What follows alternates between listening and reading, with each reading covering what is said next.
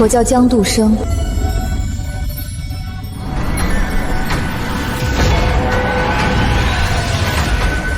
是礼部尚书的大小姐，生来自带凶劫。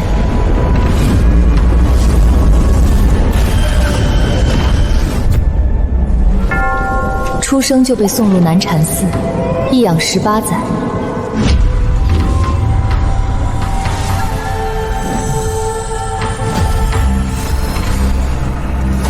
寺里不念佛，只教我捉鬼画符。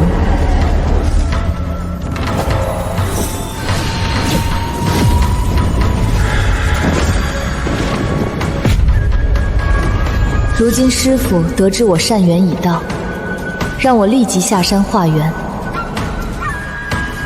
人人都笑我是个江湖骗子，可我江度生，度生，度死，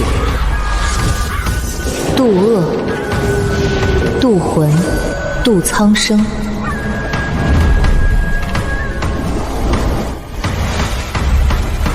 唯独不度没脑子的蠢货。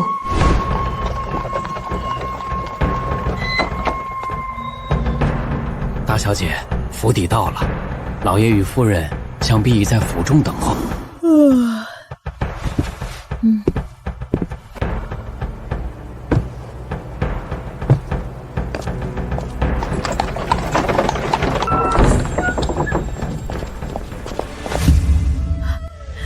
我的儿，我的儿啊！你是娘，我是娘啊！对不起娘，娘许久都没去看过你。你爹和2位兄长因公务外出未归，你妹妹她身子不适，正在房中休息。我的院子在哪？你住的院子在这边。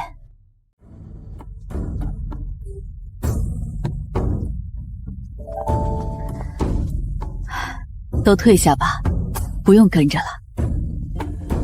是。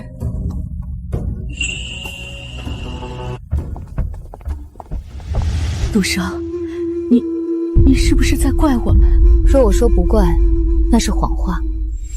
只是我很好奇，为什么这些年你们再也没来看过我，一次都没有？是娘对不住你，只是你妹妹婉晴出生后，身子骨弱得跟小猫似的，3天2头的病，我们寻遍了名医都不见好。后来没办法，去求了护国寺的大师。那大师说你命格孤煞，八字太硬，易冲撞了体弱之人。若与你亲近，婉晴便养不活。娘也是慌了神，才把我忘了。确实是一个可以接受的解释，但我不接受。杜生，你一路奔波，一定累了，好好歇息吧。等你爹和兄长们回来，我们再过来看你。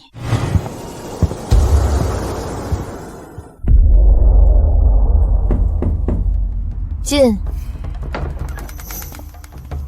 老奴赵氏，给大小姐请安。老奴是夫人的陪房，如今长着内院人事。夫人心系大小姐，特吩咐老奴拨一批伶俐得力的丫头来伺候你。大小姐，这是婢子们的名册和大致情况，您且随意挑拣，若有不合心意之处，随时可换。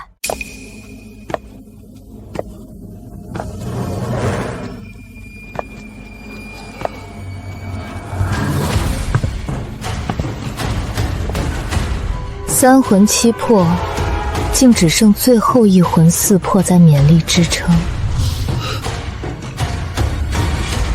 说吧，哪儿来的孤魂野鬼，强占这姑娘的肉身多久了？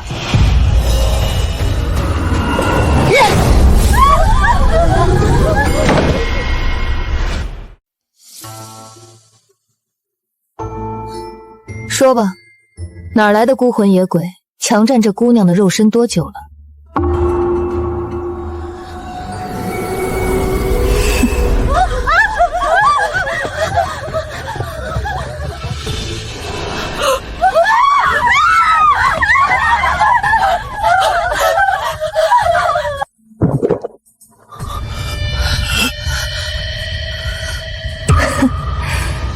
与你何干？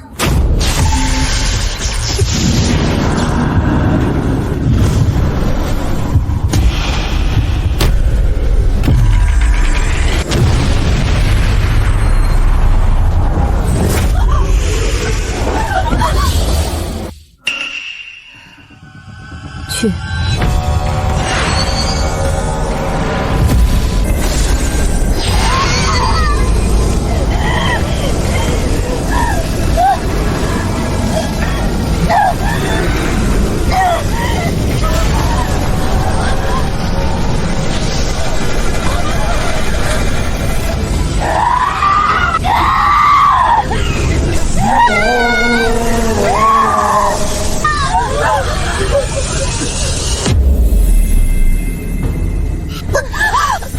让我来看看，你这只霸占他人肉身的鬼，长什么模样？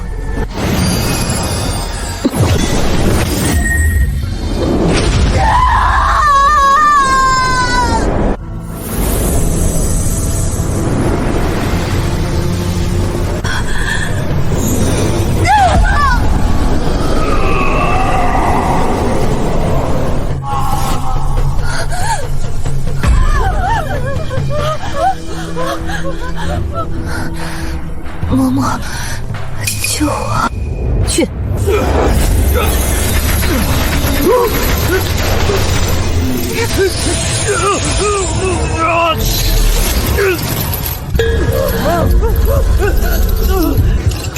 你是厨房老李家的儿子吗？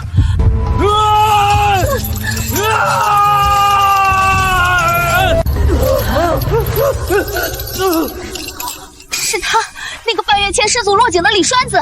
天啊，他不是死了吗？怎么会附在小环身上？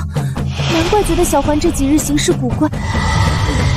冥顽不灵，魂系离散，破无望群流，斥令逐。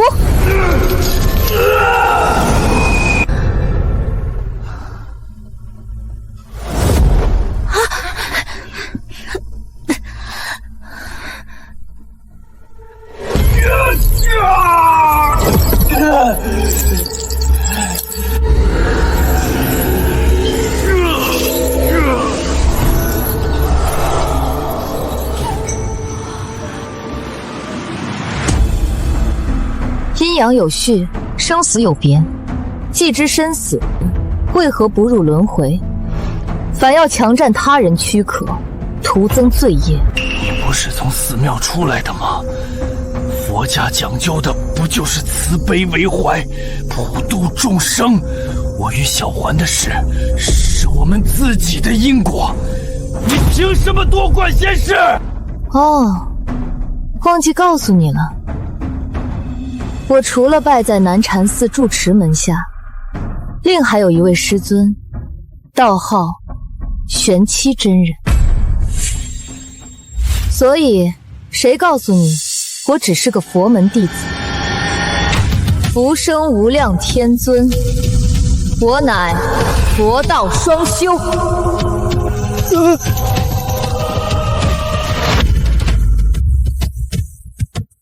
佛道双修，那你更应该明白情之一字，超越生死。我对小环一见倾心，生前无缘，死后能与她同一个身体长相厮守，有何不可？你既修佛，为何就不能成全我这点心愿，非要赶尽杀绝？成全？你口中的长相厮守，就是抢占他的身躯，磨灭他的意识，让他成为一具承载你私欲的空壳。你说佛家讲慈悲，可惜了我师父教我经文符咒，渡人渡鬼，但独独没教过我要对你这种强占他人躯壳，还自以为情深似海的男子讲慈悲。若有冤屈，去阴司诉说。但占据生者肉身，戕害他人性命，此路不通。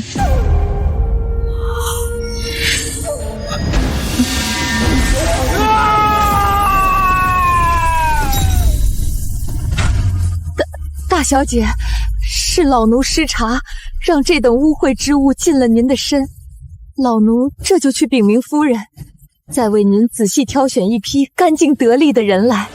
不必，就他吧。是，大小姐仁慈，是老奴狭隘了。老奴先将他安置在厢房，请个郎中瞧瞧，待他身子大好之后，再送来贴身伺候。这些时日，您若有什么吩咐，只管先喊外院的几个三等丫鬟。您看这样可行吗？面容端正，眉眼间距较宽，山根不低，鼻尖圆润，沉稳持重，无谄媚相，是个忠心护主的。大小姐，可是觉得有何不妥？没什么，就是觉得嬷嬷处事周到，人很好。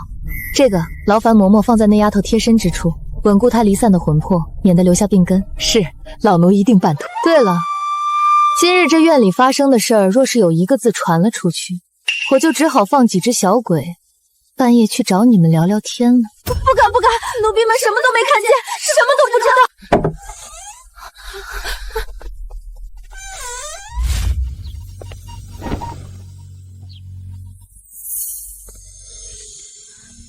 你吓唬他们作甚？一群普通人罢了。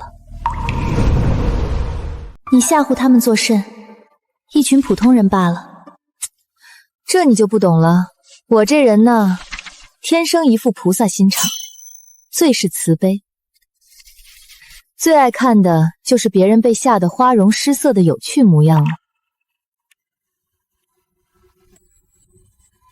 真好啊，又回到长陵了。许医说，明日我便去拜访许家。谢谢你。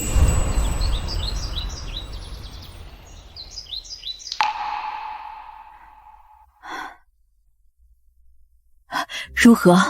那孩子，他还习惯吗？身边都选了哪些人伺候？回夫人，大小姐性子颇为沉稳，并未多挑，只暂留了一个2等丫鬟在身边使唤。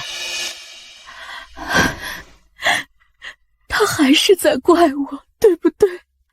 我知道我不是个好母亲，可当年送走他，我心如刀割，我也是不得已呀。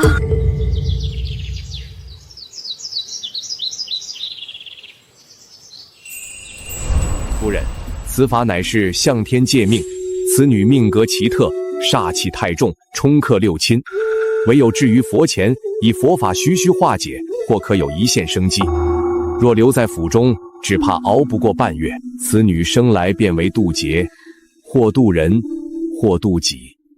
贫僧便为她取一名渡生，望她能度过此生灾厄，亦能度化他人。去，拿着我的对牌，即刻去请云锦坊的陈师傅来一趟，要他带上最新的料子，给杜生量体裁衣，春夏秋冬的常服、礼服、旗装都多做几套，务必精致合身。再去真龙阁，让他们把新到的赤金点翠头面、洋日白玉镯，但凡精巧贵重的都挑出来，一并送到大小姐那里去。是，夫人。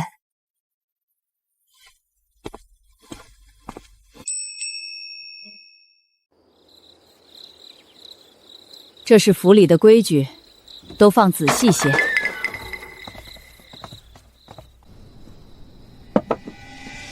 大小姐，这些都是夫人亲自过目挑选的，您看看是否合心意。衣裳也都是按照您的喜好选的淡雅素净的纹样。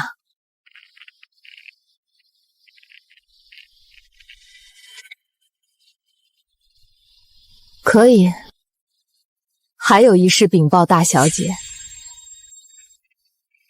老爷和2位少爷都已回府，稍后会移步过来，与您一同用晚膳。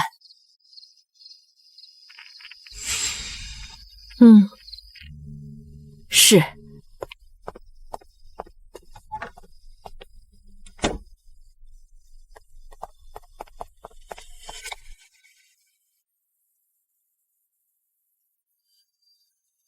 徐一卓，你说他们这究竟是什么意思？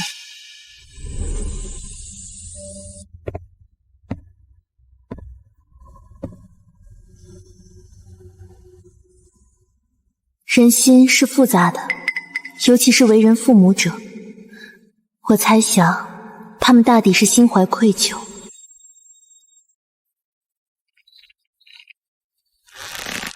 愧疚？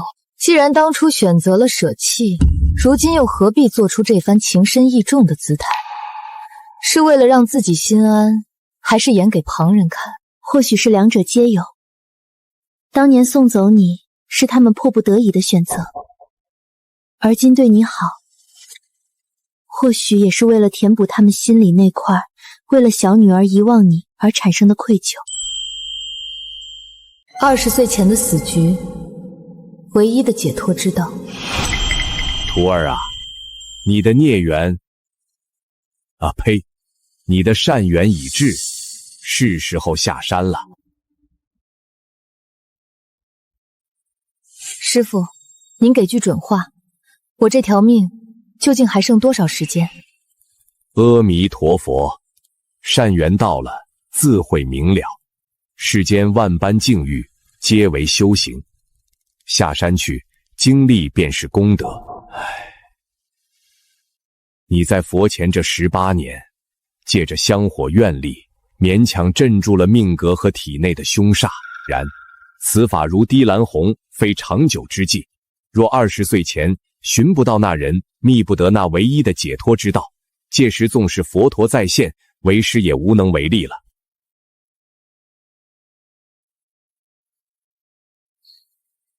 寻到那人后，那解脱之道又是什么？不可说，不能说，不必说。因观法界性，一切依心造。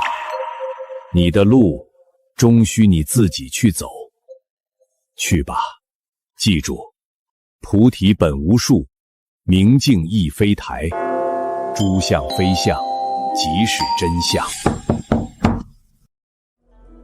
大小姐，老爷夫人和公子们都过来了。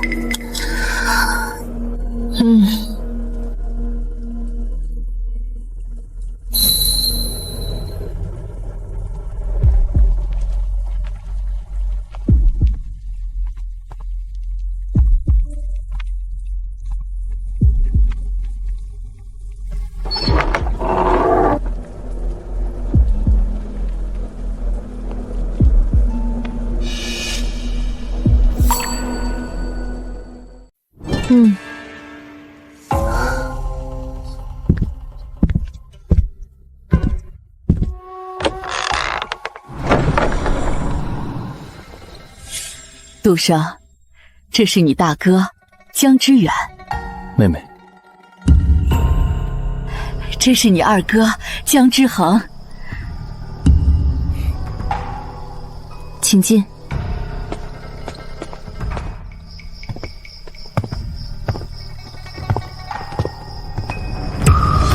连声招呼都不打，这个妹妹当真好生无礼。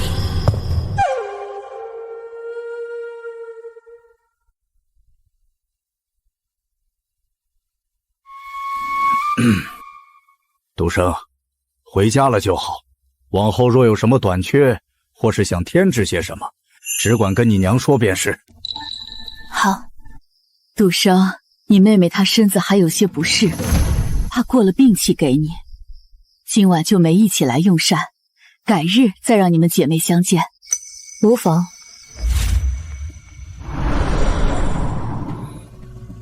这些年，家里虽不曾去看你，但每月都给南禅寺送了足够的份礼银钱。你怎么衣着如此？因为我将他们都用于布施行善了。师父说，唯有积累足够功德，或能稍稍压制我这不祥的命格，求得一线生机。这些年，让你独自在寺中清苦，委屈你了。确实。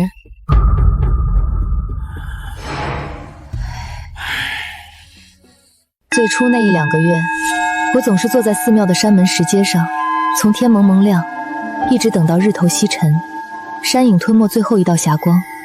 后来我发现，你们再也不会来了，自然也就不等了。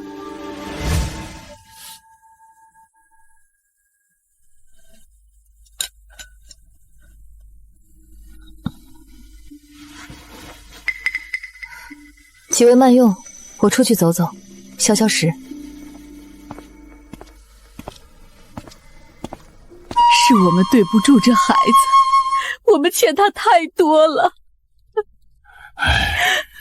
就算我们亏欠在先，他这般态度也太过失礼了。从见面之起，连一声父兄都不曾唤过。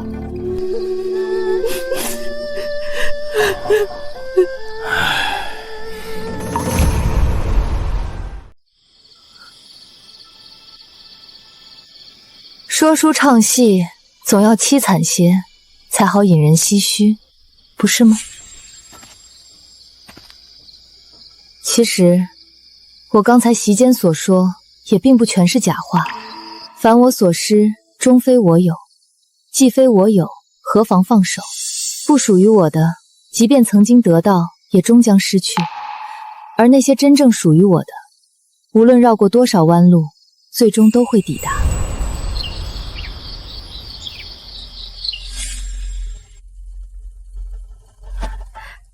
夫君，我昨日心绪纷乱如麻，忘记与杜生提及婉晴和燕昭的婚事了。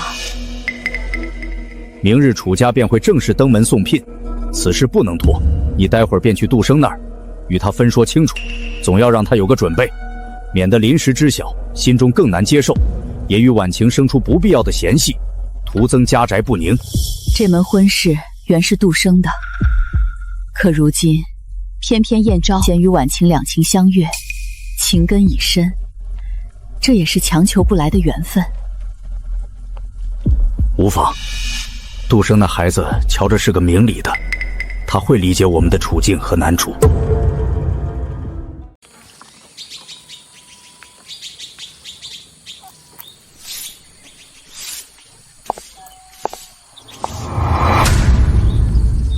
夫人，大小姐可起身了，我来看看她。回夫人，大小姐她一大早就出门去了。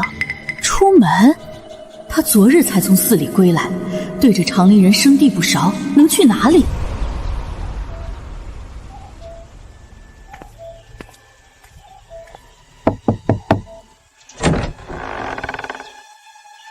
劳烦通传，我想见你们家夫人。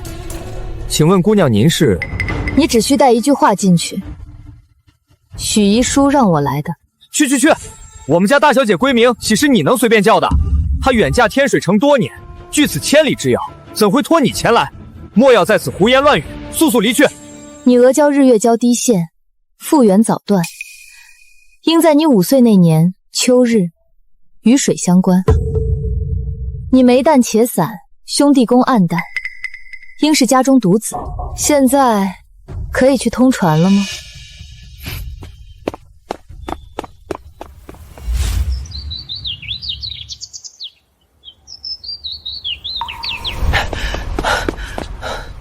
小姐，请进。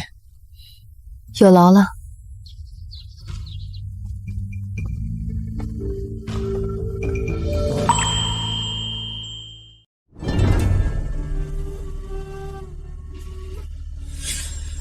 恕我眼拙，不知姑娘是哪家的千金，又如何识得我家遗书？晚辈江杜生，劳烦夫人平退左右。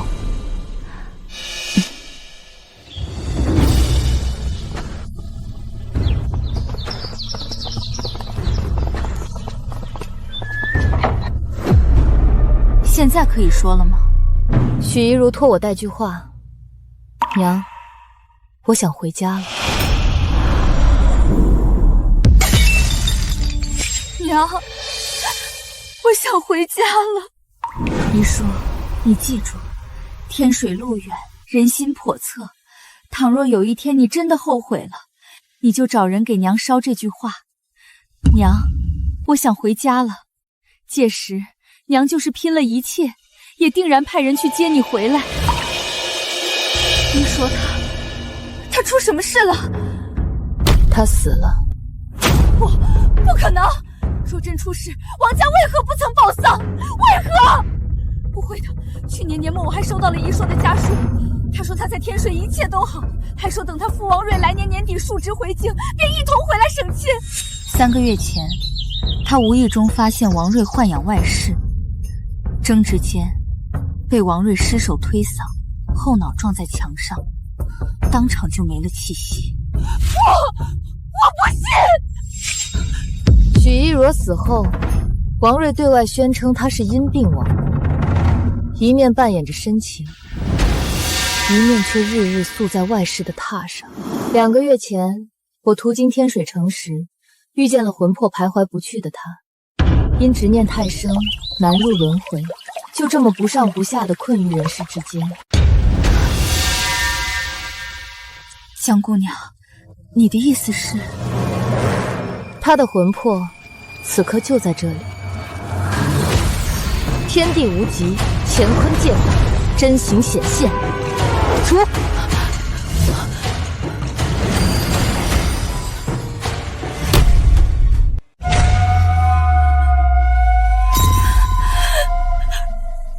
遗书，我的儿啊！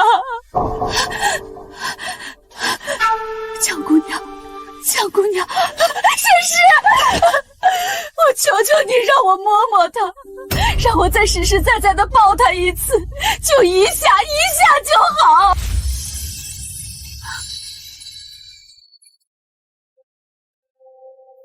将此符佩戴在身上，可保你不被阴气侵蚀。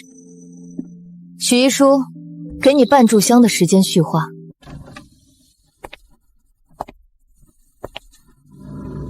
娘，女儿错了，女儿当初不该一意孤行，不听您的劝阻，执意要嫁给那王睿。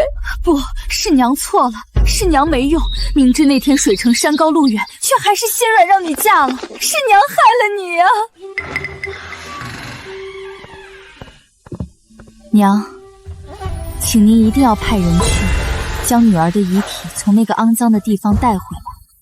我不要留在王家的祖坟里，光是想想都觉得恶心。好好，你放心，娘让你阿兄亲自去办这件事，一定带你回家。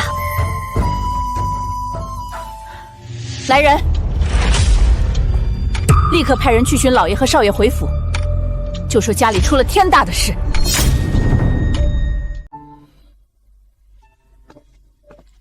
许遗书魂魄不宜在外久滞，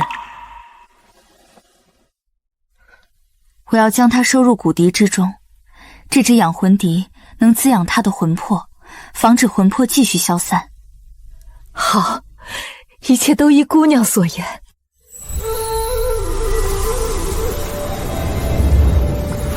许夫人，我先告辞了。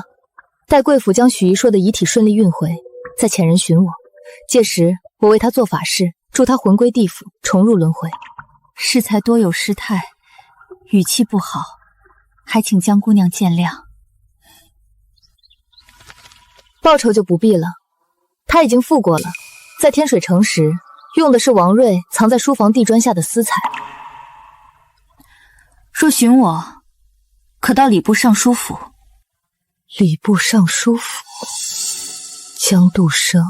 礼部尚书府那位据说命带凶劫，自幼被寄养在佛寺的江家大小姐，原来是她。来人！夫人有何吩咐？去库房将那匹月光纱还有那套红宝石头面找出来，差人送到礼部尚书府，指明交给江大小姐。江大小姐，去办吧，仔细些，莫要张扬。是。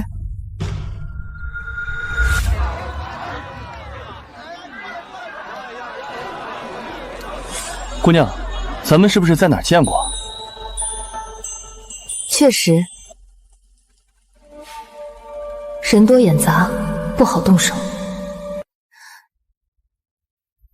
是你自己从他身上下来，还是我动手把你从他身上打出来？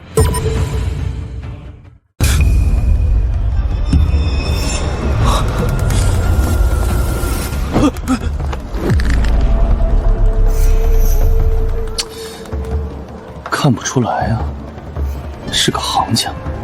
大师，您就行行好，高抬贵手，放我这一回呗。这人八字轻，我就是图个新鲜，借他的身子玩半个时辰，见识见识这长陵城的景观。玩够了，腻了，自然就走了，保证不伤他性命。好啊，我对鬼魂一向最宽宏大量了。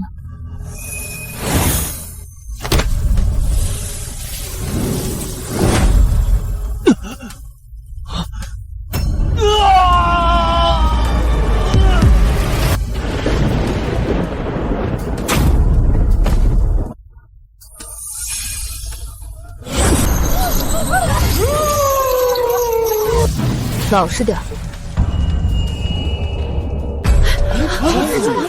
怎么回事？这人怎么突然倒了？是中邪了还是发病了？占了别人身子玩玩，你这玩法，代价是他的阳寿精气。玩够了，他也该油尽灯枯了。是找个由头扔给官府，还是丢在这里自生自灭？这是怎么了？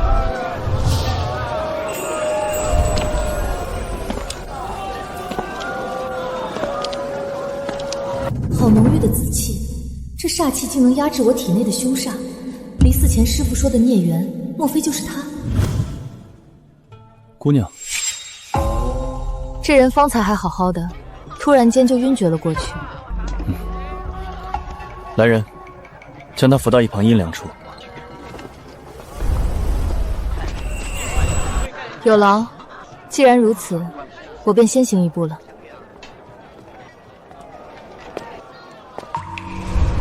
你叫什么名字？谢剑尘。世子，大夫说那男子元气有亏，才会突然昏厥，休养几日便可无恙。去查一下，方才那位姑娘是哪家府上？是。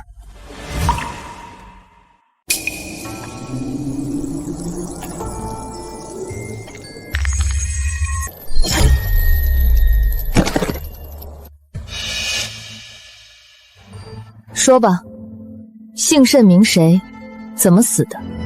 为何要强占凡人躯壳？大师饶命啊！小的名叫王大壮，生前长得丑又穷，连女子的手都没碰过，好不容易死了，就想借个好看的皮囊玩半个时辰，看看风景就去投胎。就是刚才看到大师您生得太好看，心里痒痒，没忍住自己才出言不逊。这么说，并非有意作恶。对，我才上身半炷香，绝对不敢伤人。我可以为你施法，暂时塑造一个可供驱使的躯体，实现一道自行消散。期间不准伤人，不准惊吓妇孺，更不准再调戏女子。如有违背，便叫你尝尝魂飞魄散的滋味。谢谢大师，谢谢大师。但是你得替我去查一个人。大师，您是想让小的去打听那位谢公子的情况？大师，您莫非是瞧上人家了？你是不是想立刻再死一回？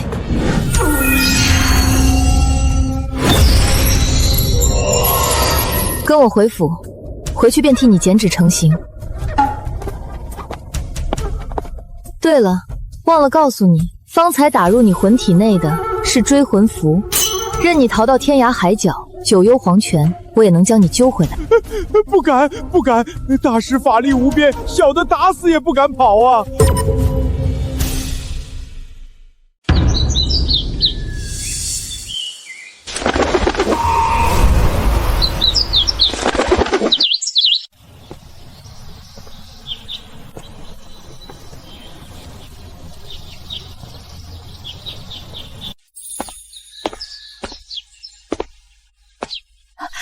杜生，你回来了，你这去哪儿了？怎么了？有什么事吗？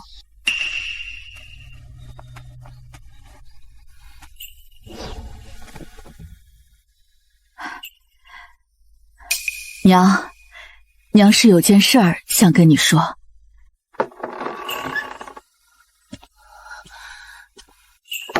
什么事？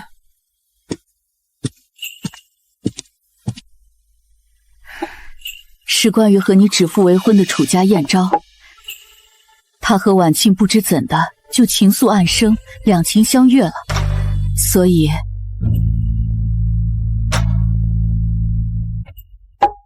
你们是想让我主动将这门婚事让给他，是吗？不是让，是成全。杜生他们是真心相爱，强扭的瓜不甜。原来这叫成全。师父常说，我命带凶劫，这18载光阴看似安然，实则是向天借来的时间，而这代价，就是要我渡遍众生。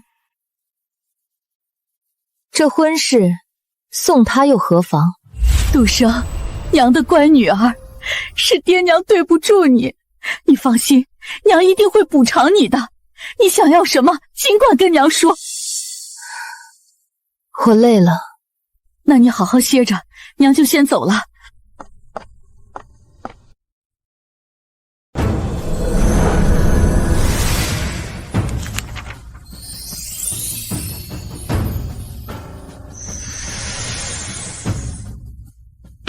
去吧。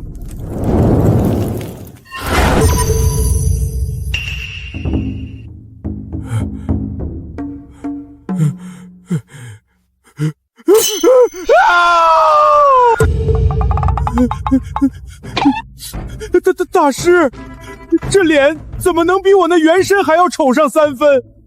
这走出去，别说吓哭小孩，连隔壁村的狗都得被我吓跑3条街。哦，算你倒霉。本大师现在心情欠佳，难免有失水准，你就暂且先将就着用。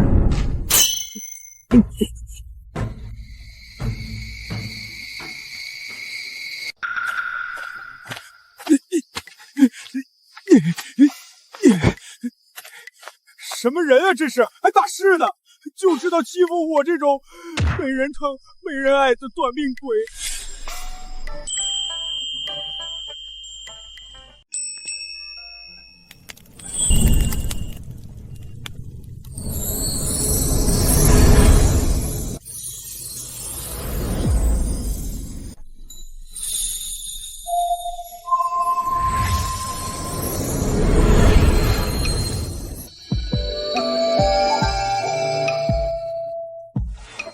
徐一叔，你说可有什么法子能让我彻彻底底的脱离江家，嫁人除外？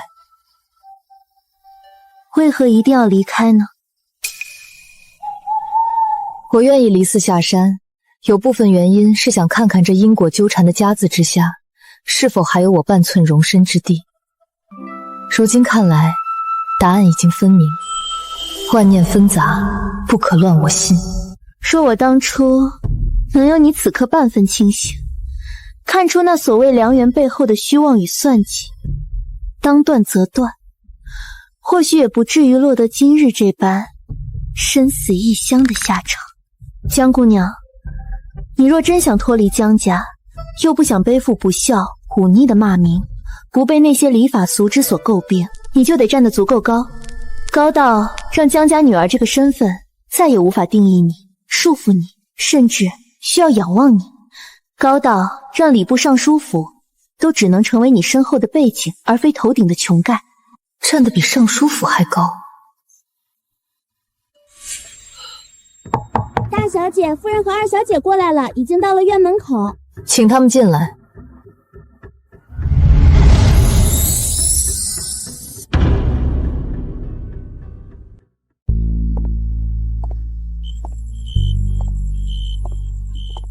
杜生，这是你妹妹婉晴，身子刚好些，听说你应下了那件事，心里过意不去，非要亲自来谢谢你。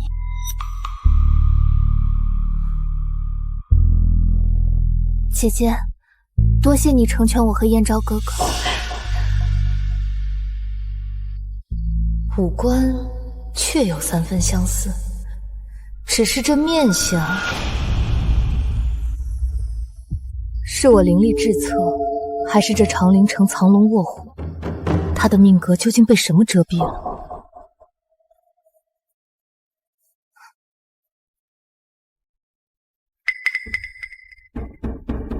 杜生，二位还有什么事情吗？过几日长陵有个赏花宴，是郡主府办的，最是热闹雅致。娘想着带你一同去散散心，也好多认识些人。你妹妹也去，正好做个伴儿，姐妹俩也好多亲近亲近。如果你不想去也没关系。是啊，姐姐，那宴会可好玩了，还有从南方来的戏班子呢。好啊，去看看也无妨，正好弄明白这长陵城里我看不透的面相到底有多少。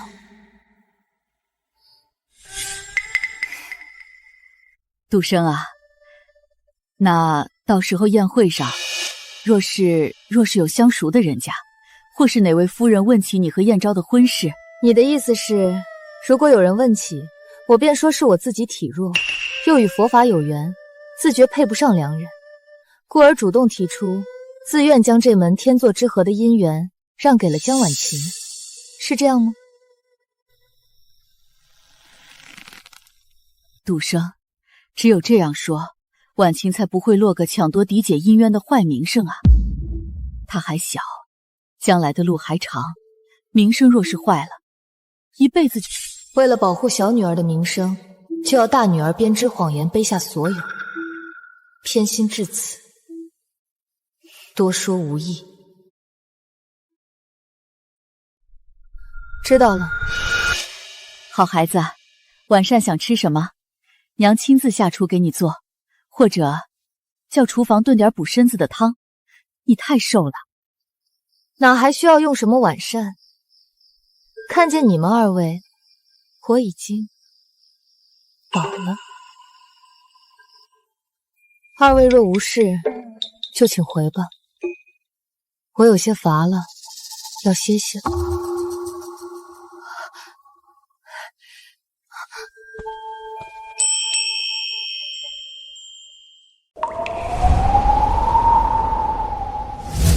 娘，你看他那个样子，冷冰冰的，说话还阴阳怪气。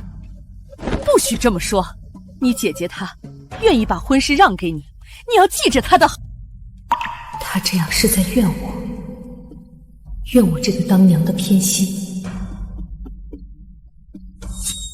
没事，以后日子还长，娘会加倍补偿她的。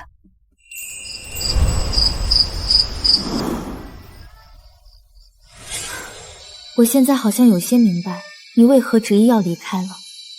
人心生来就有偏向，本不稀奇，10个手指上有长短，父母对子女也很难做到全然一碗水端平。可你母亲她这心偏的，未免也太过了。无所谓了，只是眼下身上银两尽缺，处处掣肘，实在不便。不行，得出去转转，看看这长陵城里有没有哪个傻子啊呸！看看有没有哪位与我佛有缘的有缘人，结个善缘，化点缘来试试。你且留在屋里，借着安魂香的余力，好生养养魂体，稳固根基。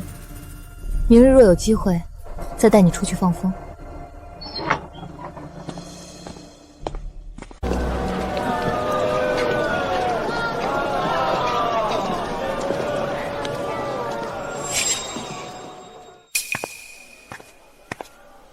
这位姑娘，是想问姻缘，还是问前程啊？我都不问，我给你银子，我给你算一卦，若我算得不准，这银子白送你，如何？哟，这倒是新鲜事儿。这姑娘说什么？她给算卦的银钱，她来算。这是谁家的姑娘？生得这般标致，莫不是个这里不太灵光？谁不知道这徐半仙儿在这儿摆了半年摊？这姑娘怕是要自讨没趣喽。也罢，老夫今日便与你结个善缘。姑娘既然有此雅兴，便请开口吧。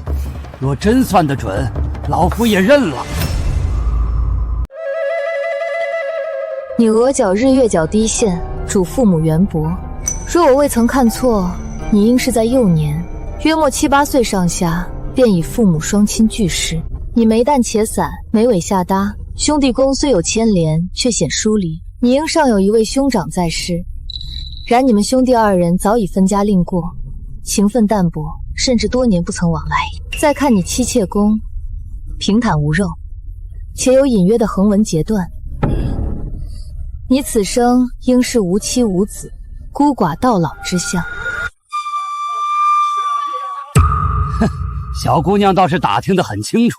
老夫在此摆摊半年，这些陈年旧事我也与人说过，只要稍加打听就能打听出来。哦，街坊邻里连你命宫中那道显示35岁有一生死大劫，幸得贵人相助，方能化解的痕迹也清楚。你究竟是谁？你山根左侧有一颗机不可见的小黑痣，此乃客死异乡之兆。道长，你并非长陵城人士吧？而且你故乡应在西南方向，且近水。如何，老先生？我这一卦可还算得准？姑娘，不，仙师，方才是在下有眼无珠，冒犯了仙师，还请您千万海涵，大人不计，小人过。无妨，我并不是要与你为难，只是想借你这摊位一用。仙师您请，您尽管用，能用小老儿这摊子，是小老儿的造化。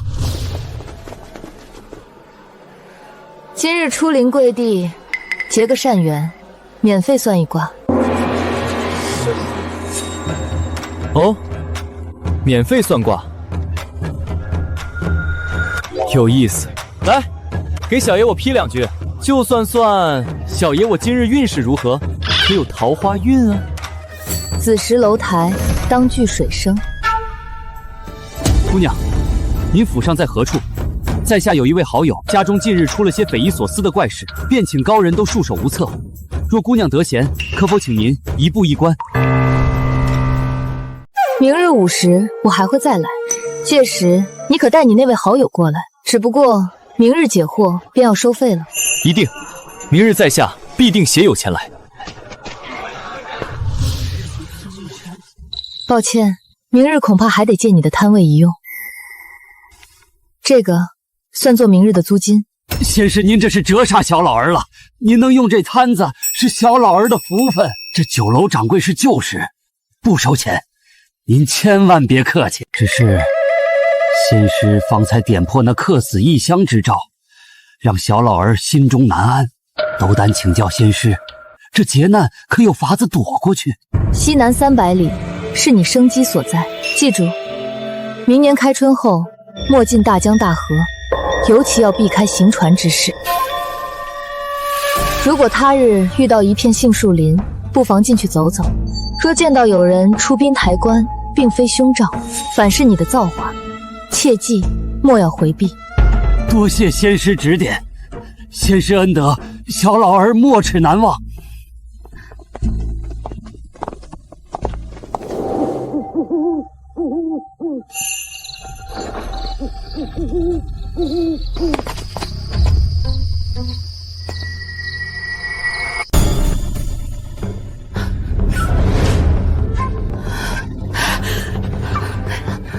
还愣着干什么？立刻让所有出去寻找大小姐的人全都回来！都给我听好了，今夜之事，全都给我烂在肚子里。若是让我听到外面有半点风言风语，是，都下去吧。是。杜生，你去了何处？哟，这么热闹啊！不知道的还以为我院子里半夜唱大戏呢。不过深夜带着这么多人齐聚我这小院，不知是有什么大事。杜生，你去哪儿了？方才许家特意派人送来了厚礼，说是感谢你。东西我们都给你送来了，可你人却不在。你一个姑娘家，这么晚去哪儿了？还有，你什么时候识得了许家的人？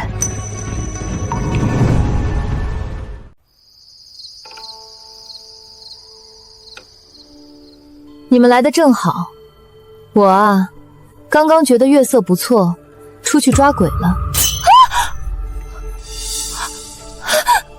二哥，世上真的有鬼吗？他说的是真的吗？别听他胡说八道，装神弄鬼吓唬人罢了。他眼神平静，没有丝毫玩笑。许家突然送来谢礼，还有徐府今日的动静。好了，志恒，你妹妹胆子小，先带她回去歇息。杜生，过来，爹有话要问你。我累了，不想说。许家送我的东西放下，你们出去。父亲，时辰确实不早了，妹妹想必也奔波累了，有什么事不如等明日大家都冷静些再说。是啊，夫君，杜生肯定累了，让他先歇着吧。有什么话，明日再说。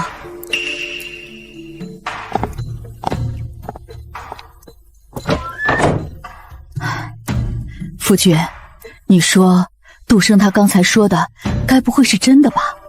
他真的会抓鬼？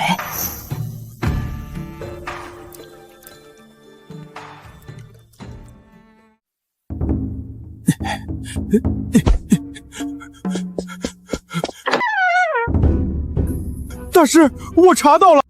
大师您好眼光，那位谢公子来头大的吓人，他是国公府的世子爷，母亲是已故的永安长公主，当今上是他嫡亲舅舅。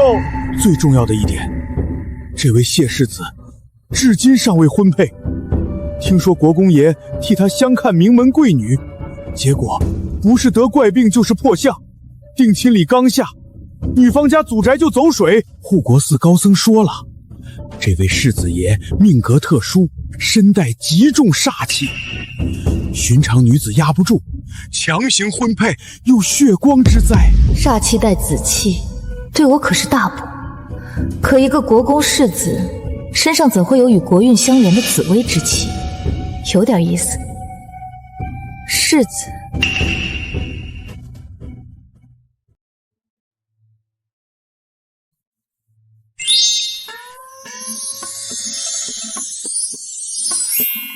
大师，您居然还养了别的鬼，那我算啥？这位鬼友有礼了，我叫许一硕。我叫王大壮。他这么好看，我却是个歪瓜裂枣的纸片子，这也太丢鬼了。今天这事儿办得不错，本大师心情尚可，兑现承诺，给你重新捡个身体。真的，谢谢大师。我要个俊朗的，像今天那位谢世子那样，稍微差一点点也行。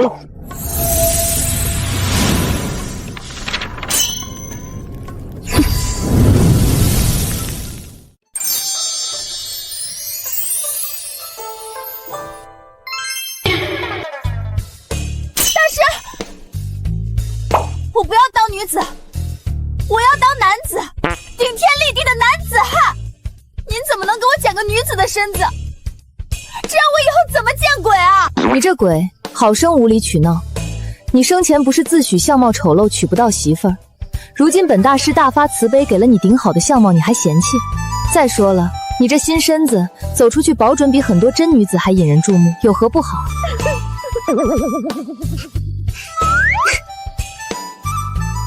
出去，找外面守夜的丫鬟，就说你是我新来的贴身丫鬟，让他们准备热水，我要沐浴。哦。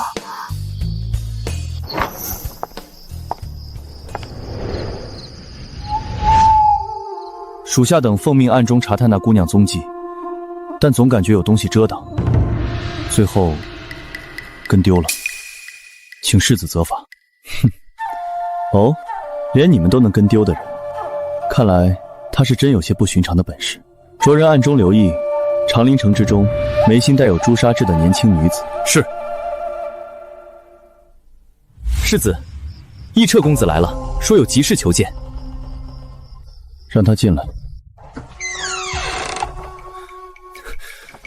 阿晨，阿晨，我跟你说，我今晚遇到一个女子，一个看面相的姑娘，她算得奇准无比。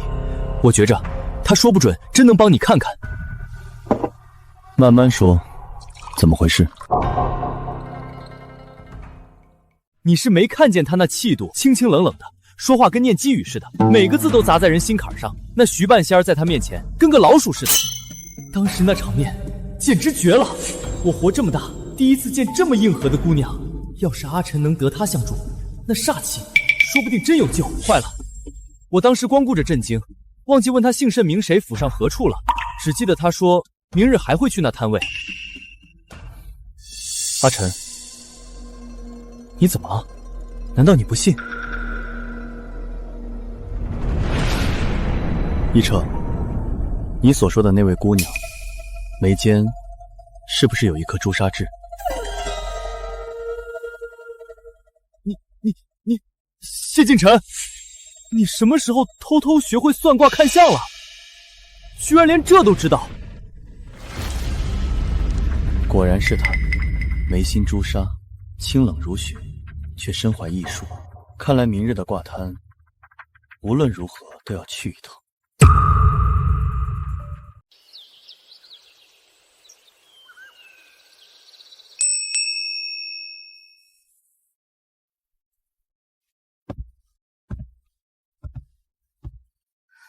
奴婢小环，多谢大小姐救命之恩。我不喜人近身伺候，你平日只需负责院中洒扫，有事我自会唤你，无事不必进屋。下人们都说大小姐神神叨叨，脾气古怪，没想到竟给我这么大的清闲。是，奴婢明白了。大小姐，大公子来了，让他进来。是。杜生，这些你拿着，以后缺什么、短什么，或是想垫制些什么，直接跟大哥说。什么意思？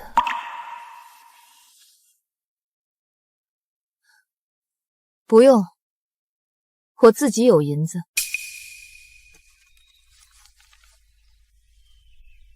没什么特别的意思，就当是大哥的一点心意。你刚回来，家里许多事让你受委屈了。你要出门，刚到长陵，许多地方不熟，我让几个稳妥的仆人跟着你。不必。对了，听闻你未来的妹夫今日要来府中下聘，这样的大日子，你这个做大哥的，不去前头帮着张罗张罗，瞧瞧热闹？杜生，你也是我的妹妹。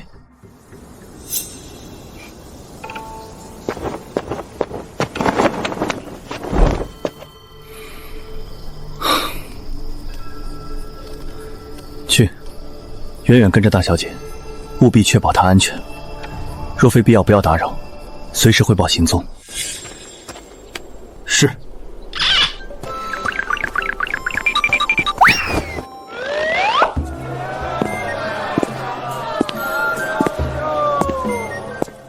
后面跟了个蹩脚的尾巴，还是先甩掉再说。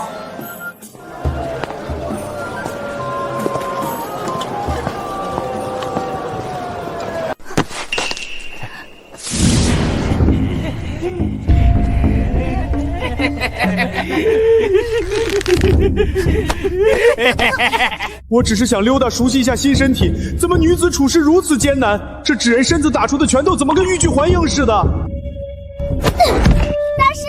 大师，快救我啊！他们调戏我，光天化日之下调戏良家妇男啊，不，良家妇女啊！又来个更绝的，小美人儿，一个人啊，跟哥哥们去喝杯茶，听听曲儿如何？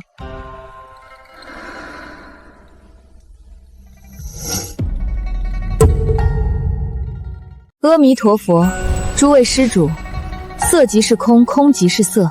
欺辱弱女子是要下拔舌地狱的，勿造口业，勿行恶举。出家人，哈，我最喜欢的就是你这种看起来清冷高洁的出家人了。不知道撕开这层皮，里头是不是也跟摇鸟一样？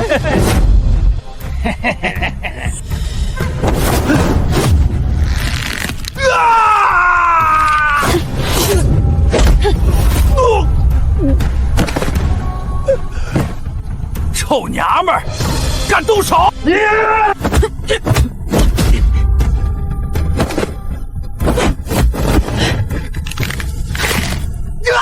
我的手！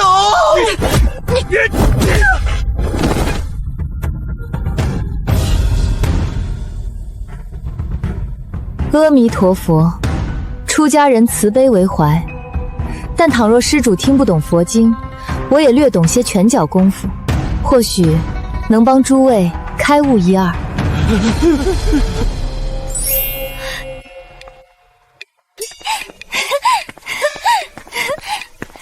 大师，您太厉害了！走了。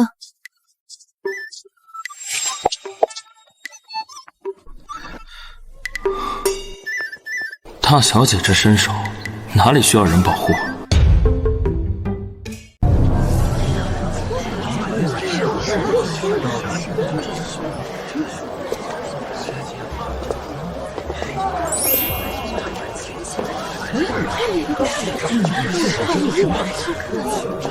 真来了。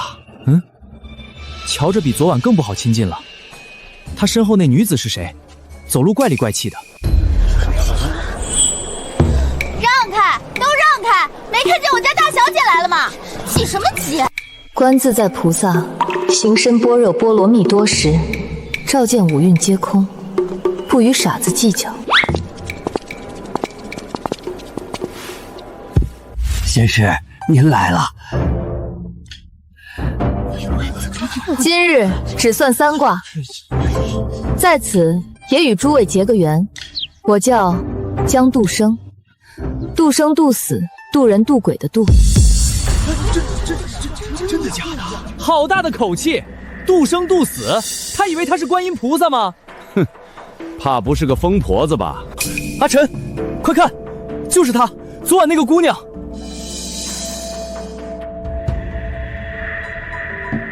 这样的性子，还真是坦诚。这姑娘还挺不谦虚的。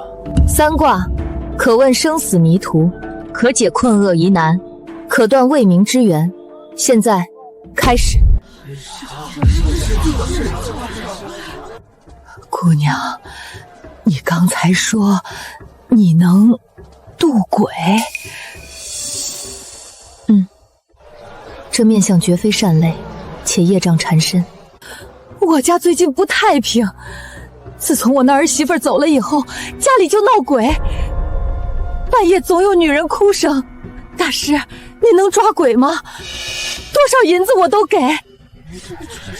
把你儿媳的生辰八字写给我。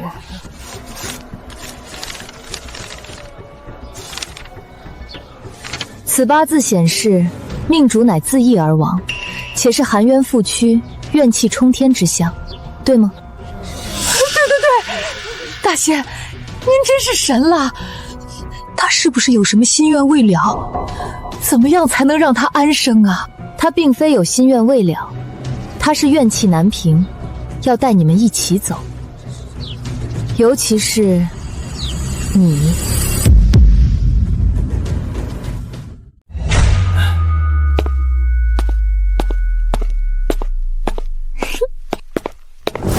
大师，您得救救我，救救我们全家呀！你额窄眉蹙，心胸狭隘，宽高无肉，刻薄寡恩，法令纹深垂，最善诛心。你那儿媳生前怕是没少受你搓磨刁难，最终被你逼得走投无路，才一根麻绳了断了自己。我说的可对？你胡叫，血口喷人！我看你就是个装神弄鬼的骗子。想走，问过我家大小姐了吗？你可知道敢欠修道之人银子的后果？轻则霉运缠身，重则……那厉鬼说不定今晚就趴你床头跟你算账。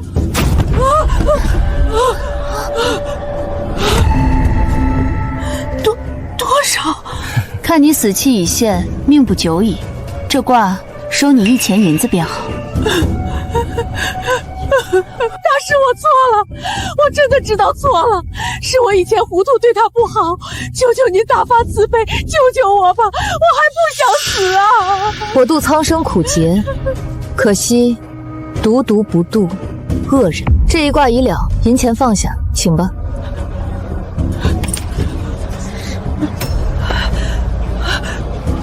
救救我们全家呀！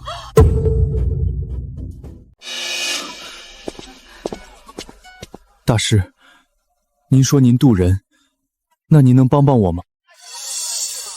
何事？我心悦一位姑娘，两情相悦，可我娘嫌她家穷，怕拖累，以死相逼，坚决不允。我既不能违逆母亲，又不愿辜负所爱，心中煎熬。大师，我该如何是好？你如今以何为生？可有功名在身，或有一技之长，可傍身立业？在城西礼记书铺做抄写活计，前年考过童生，院试落底，除了识得几个字，并无特别记忆。东南方向100里外，或有文书、账房之类职缺。待你经济稍宽，能独立支撑门户，不再全然仰赖父母鼻息时，再携真心与能力归家，与你母亲坦诚相商。届时，你已证明自己可担风雨，可养妻儿，他心中恐惧自会消减大半。多谢大师指点迷津，我明白了。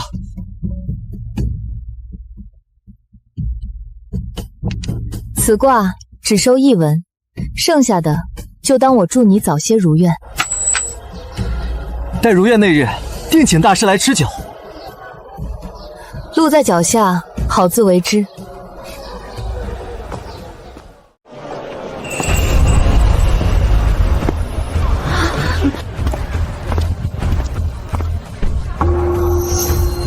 移动的紫气以及钱袋子，终于来了。算什么？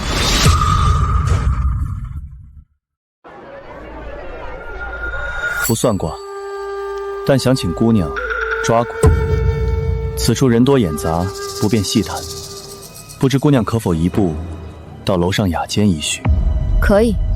今日3卦已毕，3日后我会再来。有心求解者，届时请早。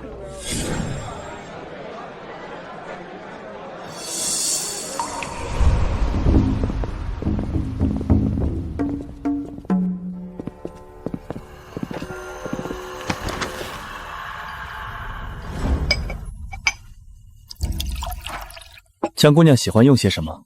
有什么忌口的吗？不忌口。江姑娘，我想请你帮我找一个人的尸骨。谁的？抱歉，暂时不能告诉你。哦，那我也没法和一个连基本坦诚都做不到的人合作。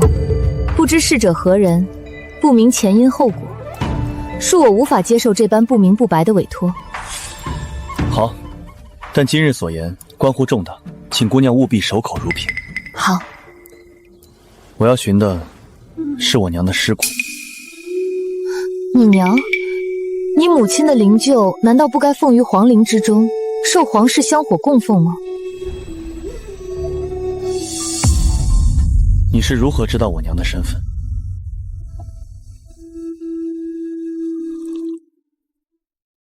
只准你派人暗中尾随查探于我，就不准我派鬼稍稍了解一下你吗？没错，就是本鬼查的，厉害吧？这丫鬟竟是鬼！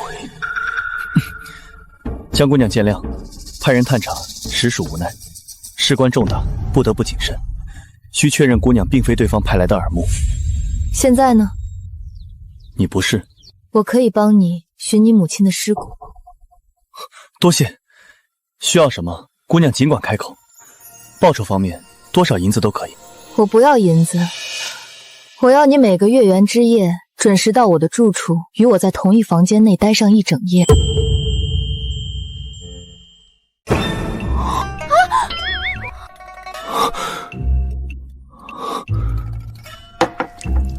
阿晨，你听见没有？他这是连名分都不打算给你啊！就要你每月去他府上同处一室。你可是堂堂国公府世子，岂能自甘堕落，做这等面首都不如之事？江姑娘，我需要一个合理的解释。这具身体命带煞气，需借他身上精纯紫气中和平衡，尤其月圆阴盛之时，必须有他在旁方能安然度过。但这牵扯到自身弱点，岂能轻易告知一个尚在试探合作的陌生人？实不相瞒，我虽自幼长于佛寺，佛门讲究戒除贪嗔痴，我于其他诸戒或可守得，唯独于这色之一字上，6根未能清净，起了执念，犯了戒。许是自幼少见外人，一旦还俗入世，见这红尘繁华，锦绣人物，这点痴念便如野草滋生，难以遏制。尤其每月月圆之夜，阴气盛而心魔动，格外需要凝视世间至美之容颜，以慰藉心魔，平复妄念。寻常姿色效用不佳，须得如世子这般面如冠玉之容，方有镇定之效。故而只需世子每月15与我房中静坐1夜，允我观安瞻即可。此乃治病需药，无关风月，世子不必多虑。若信了这番鬼话，谢敬辰3个字倒过来写。你这叫什么理由？看脸治病，还非得是阿晨的脸？我长得也不错啊，你怎么不找我看？大师这瞎编的功力绝了！江姑娘这病倒是别致得很。既然姑娘需要的是药，而非金银，这每月1夜的谢定，是否该有些额外的保障？比如，姑娘是否也该证明，你确实有能力找到我想找的东西？她有所求，且在自己身上，这便是我谈判的底气。他不追问真假，敏锐察觉筹码，是个聪明人。可以。世子希望如何验证我的能力？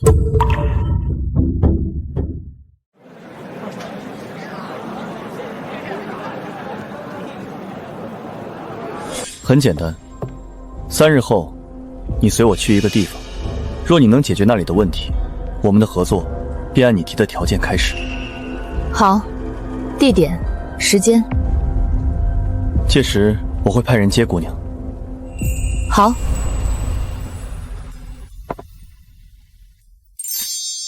这家的糕点师傅手艺尚可，姑娘不妨尝尝。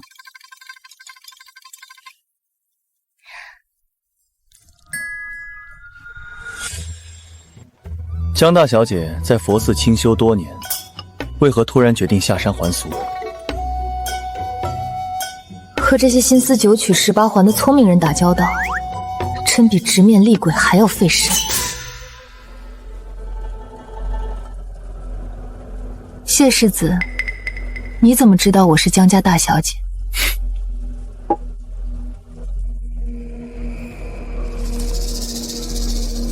自佛门归来，又恰好姓江，在这长陵城内，符合这2点的，除了礼部尚书江大人府上那位自幼寄养寺中的嫡长女，谢某实在想不出第2人。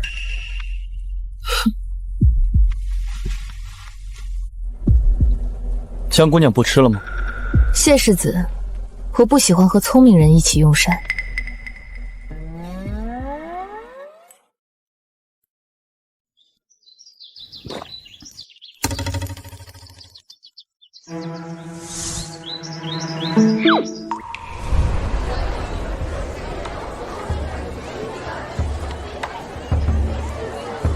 江姑娘，我家世子命属下送来。世子还说，下一回他争取做个不怎么聪明的人。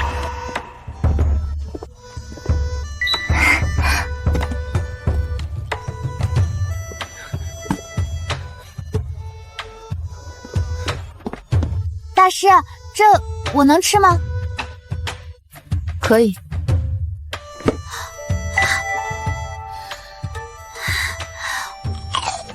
好吃！大师，咱们这是去哪儿啊？不回府吗？抓鬼。啊？现在？大白天的？个短命鬼！自己活腻了上得吊，关我们什么事？死了还不安生，天天闹！我告诉你，你再敢弄出动静吓唬我，我明天就去请金山寺的大师来，打得你魂飞魄散，永世不得超生！不知悔改。今日算卦时的恐惧，并未让他生出真正的忏悔。大师，咱们这是要帮这恶婆子收了他儿媳妇。食盒拿来。怎么了，大师？您不是说随我吃吗？饿了，垫垫肚子，等天黑。我那个，我都吃完了。王大壮，你很不错，你是第一个敢抢我东西吃完的鬼。大师，冤枉啊！是您自己说我可以吃的，您没说不能吃完啊！我让你吃，没让你吃完。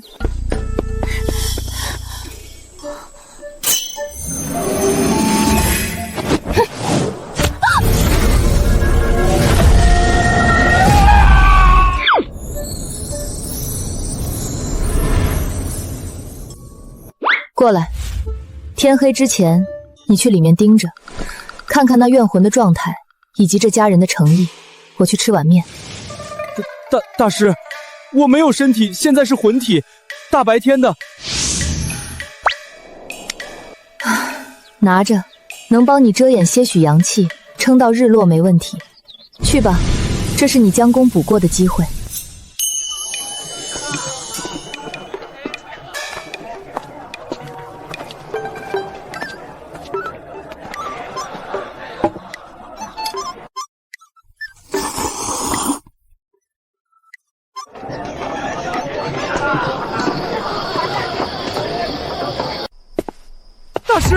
大师救命啊！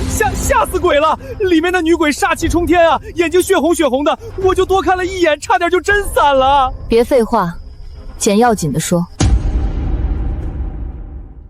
大师，王婆子请了个半吊子道士，想镇尸封魂，把他困死，结果道士符画错了，埋的位置又冲了煞位，不仅没封住，反而把那女鬼的怨恨全激出来了。现在那屋子怨气浓得化不开，女鬼快化成厉鬼了。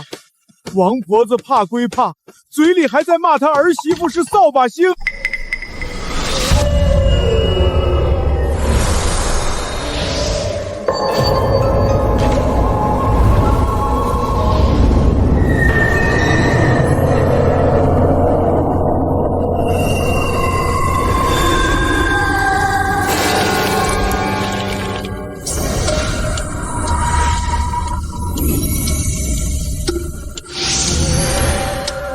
你恨他们，是因为你曾信过情，盼过好，是因为你心里本是个会痛会爱的人。杀了他们很容易，但之后你的恨会消失吗？不会，它会变成更深的枷锁，锁住你自己。他们作恶自有因果孽报，阳间的牢狱，阴司的刑罚一样不会少。但你若亲手染血，便是将你自己苦主的身份变成了与他们无异的凶徒。到了阎罗面前，你这一身苦楚反会成为你亲手造的杀孽受罚。我并非劝你放下仇恨，去你该去的地方，将你的冤屈、你的苦楚完完整整呈于判官之前，让王家母子活着在阳间受尽唾弃、恐惧、病痛和贫困的折磨。而你清算完毕，卸下重担，可重入轮回，得一个干干净净的来世。这才是对你而言最干净的报酬。选择在你，你若仍执意要此刻了结他们，我也不会再阻。他们真的会有报应。王婆子印堂死灰之气已凝结不散，不出半月必遭病恶缠身，受尽折磨，呕血而亡。此乃她平生口业与恶行反噬，无人可救。至于王富贵，他眼泛灼黄，山根断折，泪淌黑线，往后神志渐昏，嗜酒如狂，不出半载必醉死于阴沟污渠之中，尸身难全。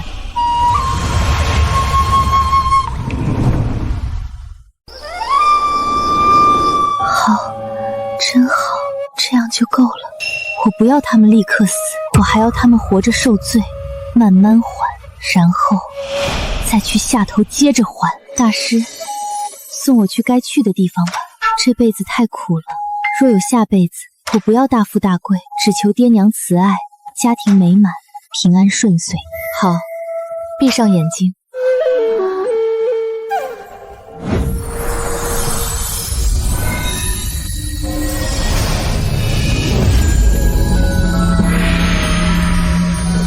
李秀娘，以此门为界，前尘旧怨皆留此案。等等，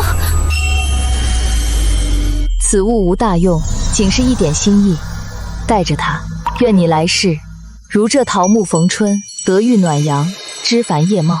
李秀娘，前路已尽，去吧。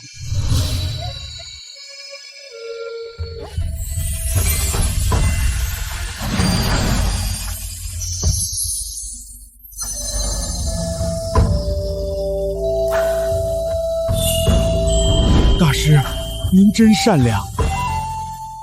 这样啊，那善良的我，现在也顺手送你下去，如何？不要啊，大师，使不得，我还没玩够呢。这花花世界，我还没给您当牛做马报答恩情呢，让我再留几天，就几天。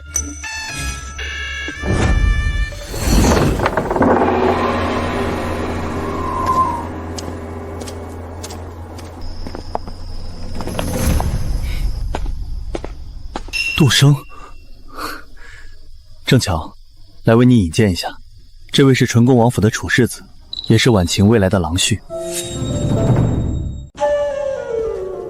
这张脸与婉晴有3分相似，气质却截然不同，视我如无物，倒是与传闻中怯懦的江家大小姐大相径庭。燕昭勿怪，杜生他刚回府不久，许多规矩还在熟悉，若有失礼之处，我代他向你赔不是。无害，将来都是一家人。姐姐，方才在门口见着楚世子了。姐姐留步，我有几句体己话想跟姐姐说。今日燕昭哥哥前来下聘，府里上下都很欢喜。这桩婚事虽是阴差阳错，但如今既已定下，便是关乎我们江家女儿生育的大事。姐姐才回府，或许不知长陵城人多口杂，妹妹别无他意，只是希望姐姐日后寻常遇见能稍稍避忌些，尽量莫要与燕昭哥哥单独接触，以免惹人非议。毕竟姐姐方从佛门归来，若是惹出闲话，也徒惹父亲母亲烦心。姐姐能明白我的顾虑吗？江婉晴，你好像搞错了一件事。第一，这婚事不是阴差阳错，是你们抢去的。我对你们费尽心思抢去的东西没兴趣，更没兴趣碰，所以让开，你挡着我回去的路了。你站住！你这话什么意思？谁抢了？我和燕昭哥哥。好狗不挡道。你粗俗。好狗不挡道，这样够文雅不粗俗了吧？能听懂了吗？能让开了吗？放心，你那未来夫婿在我眼里跟路边的石头没什么区别。不过抢来的石头可得看紧了，毕竟能被轻易抢走的未必是什么好东西，也未必真就属于你。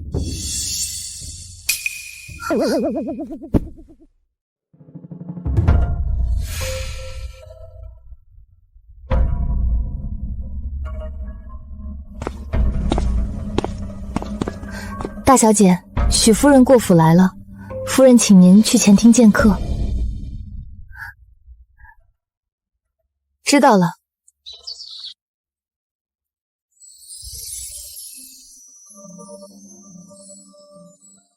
大师，大师，带上我呗，我也想去看看热闹。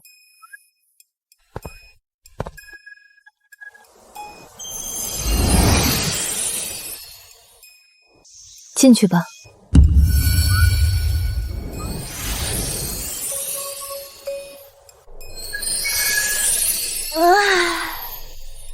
多谢大师。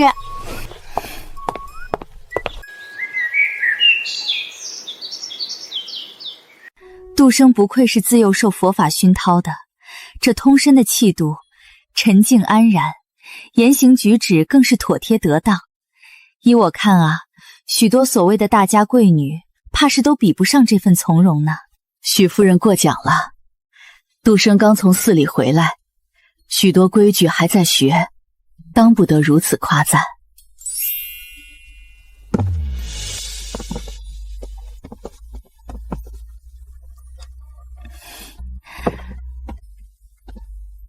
江姑娘来了。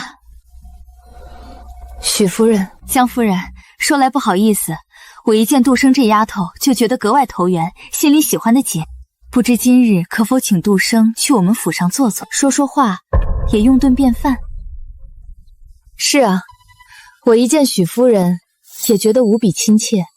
既然许夫人盛情，杜生也愿意，那便去吧。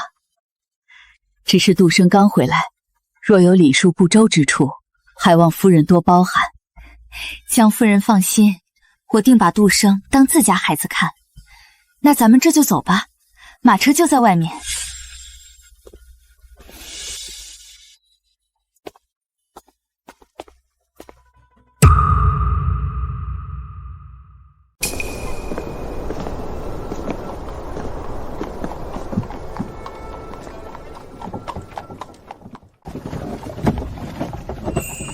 江姑娘，实在抱歉，冒昧前来，又以这般借口将你请出府。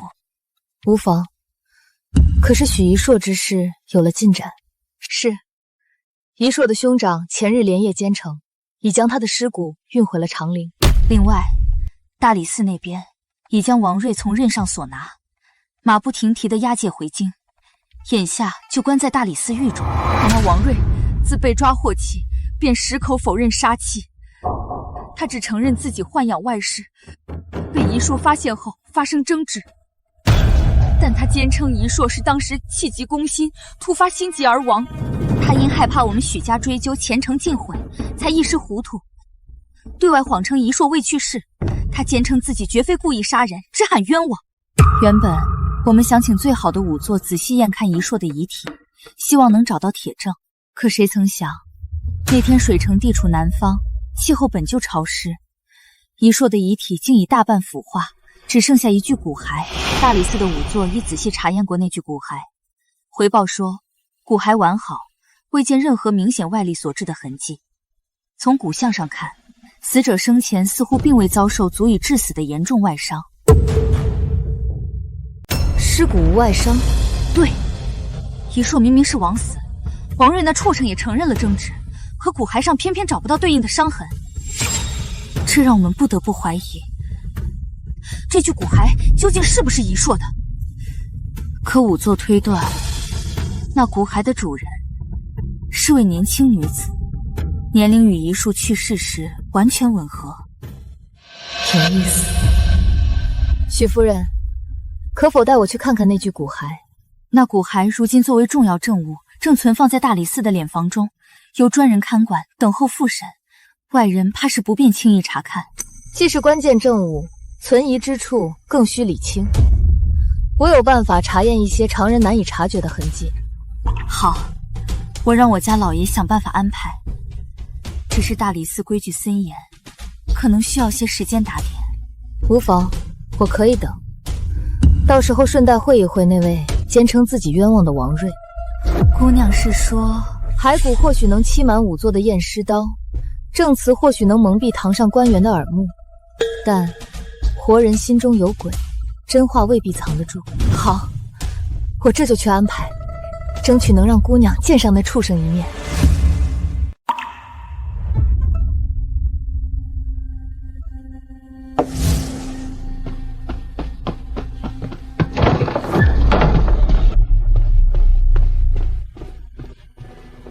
江姑娘有劳久候，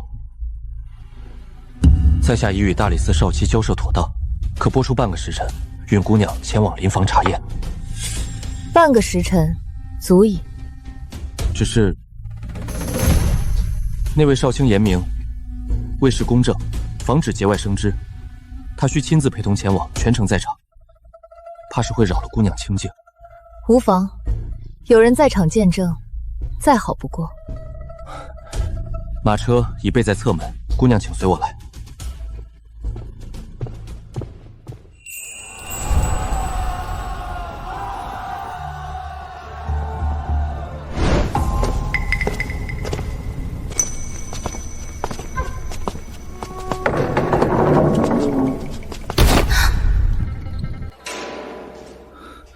姑娘，抱歉。少卿大人有令，只允江姑娘一人随我入内，还请在外稍候。你在外边候着。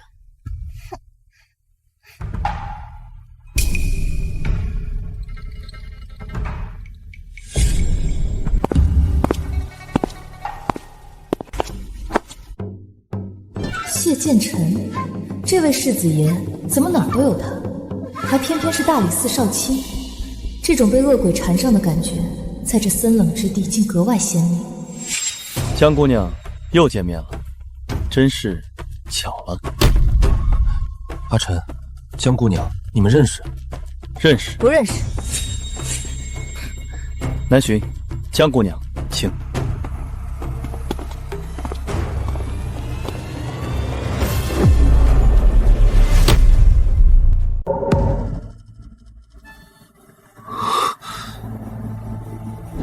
不必了。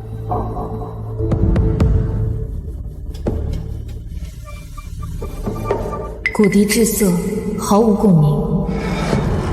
魂体对自身遗骨应有的牵引与悲痛，在这里丝毫感受不到。这不是许一书。王瑞那畜生，他竟敢用一具不知从何而来的骨骸冒充遗书埋在衣冠冢里，到底把遗书的真正尸身弄到哪里去了？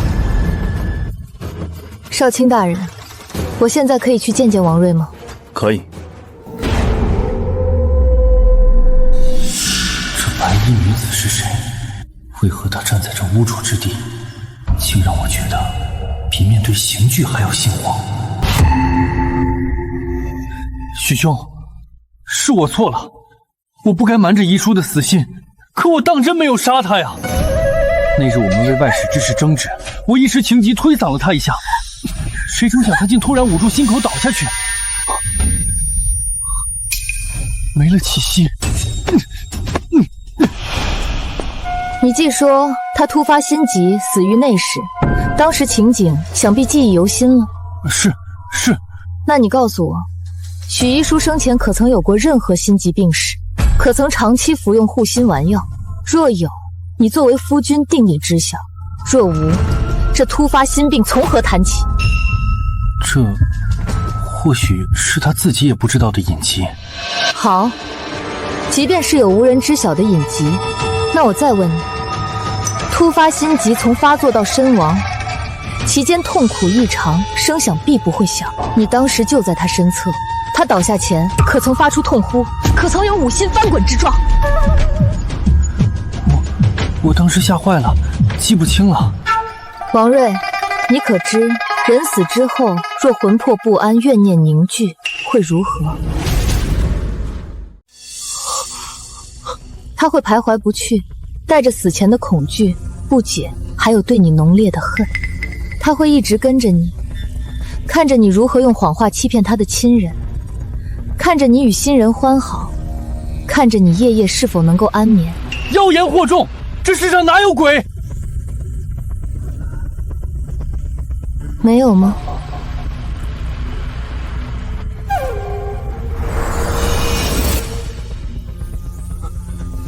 一说，真的是你。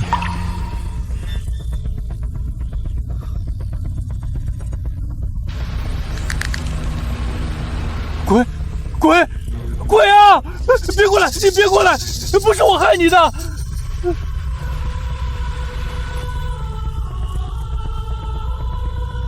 王瑞，你还记得吗？那日在徐府后园的梨花树下，你拦住我弟尸爬，紧张的手心全是汗。我王瑞对你一见倾心，此生非你不娶。若得你为妻，必珍之重之，爱之护之，此生绝不相负。后来你三书六礼，郑重求娶，在我父母面前，你跪得笔直。你当时清清楚楚地说，我王瑞在此对天起誓，此生唯有一说一妻，绝不纳妾，绝无二心。若违此事，叫我天打雷劈，不得好死。王瑞，你告诉我，那天打雷劈不得好死的报应何时才来？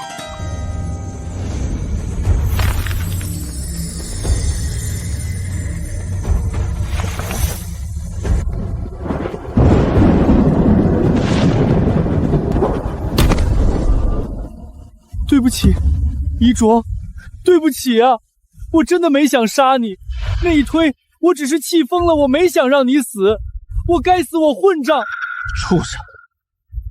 那我妹妹真正的尸身，你到底埋在哪里了？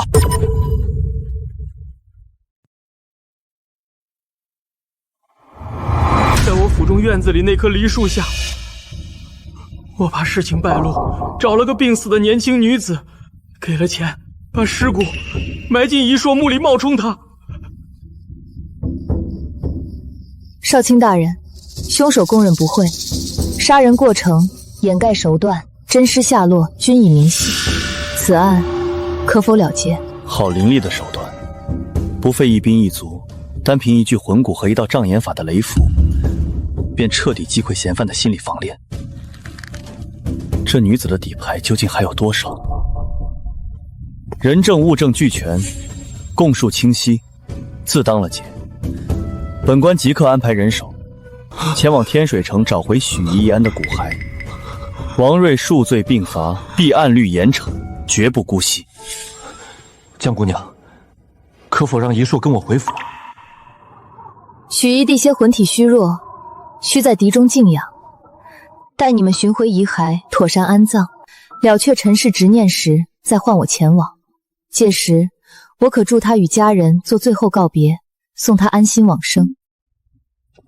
多谢姑娘，待寻回妹妹遗骸，必第一时间告知。阿兄，别难过，凶手伏法，我心已安。你们要好好保重。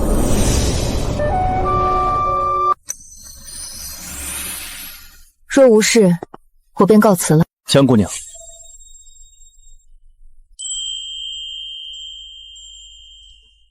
我们之间3日后的约定就此作废。经过今日，你的能力我已亲眼所见，毋庸置疑。忙了一上午，想必也耗费心神。不知江姑娘可否赏脸，一起吃顿便饭？他主动示好取消试探，显然已认可了这份价值。有大理寺少卿的庇护，好。南巡，振作些，处理好后面的事，别让二老再受刺激。我明白，今日谢了。江姑娘，大恩铭记于心。您既与阿晨有约，我便先行一步。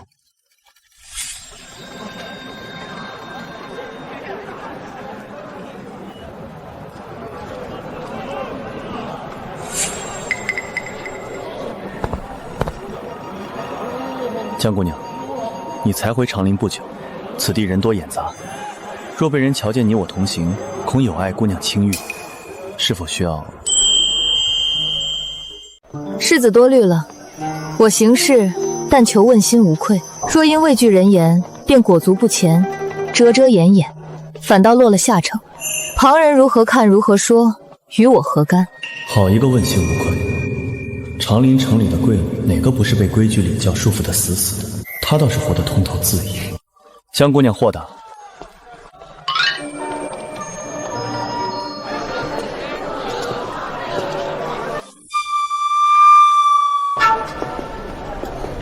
剑尘，这么巧，这位是江姑娘。你哪位？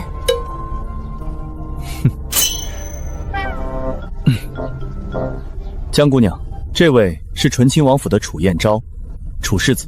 燕昭，听闻你已去江家纳采提亲，那这位江姑娘，按理当是你未来的姐姐。哦，原来是楚世子，昨夜见过，怪不得有些眼熟。昨夜光看她眉眼处气韵纠缠，忘记看她生的何模样了。无妨，近臣与江姑娘这事，燕昭，抱歉，我们时间有些紧，就先失陪了。自然，二位请便。谢近臣此人疏离极尽，尤其对女子更是刻意保持距离。这位江大小姐能让他另眼相看，甚至并肩同行，有意思。大师，门口撞见那小白脸，就那个什么楚世子，我看他看您的眼神，可不像带着什么好意。面上笑得跟朵花似的，底下指不定藏着什么算计，假模假样的。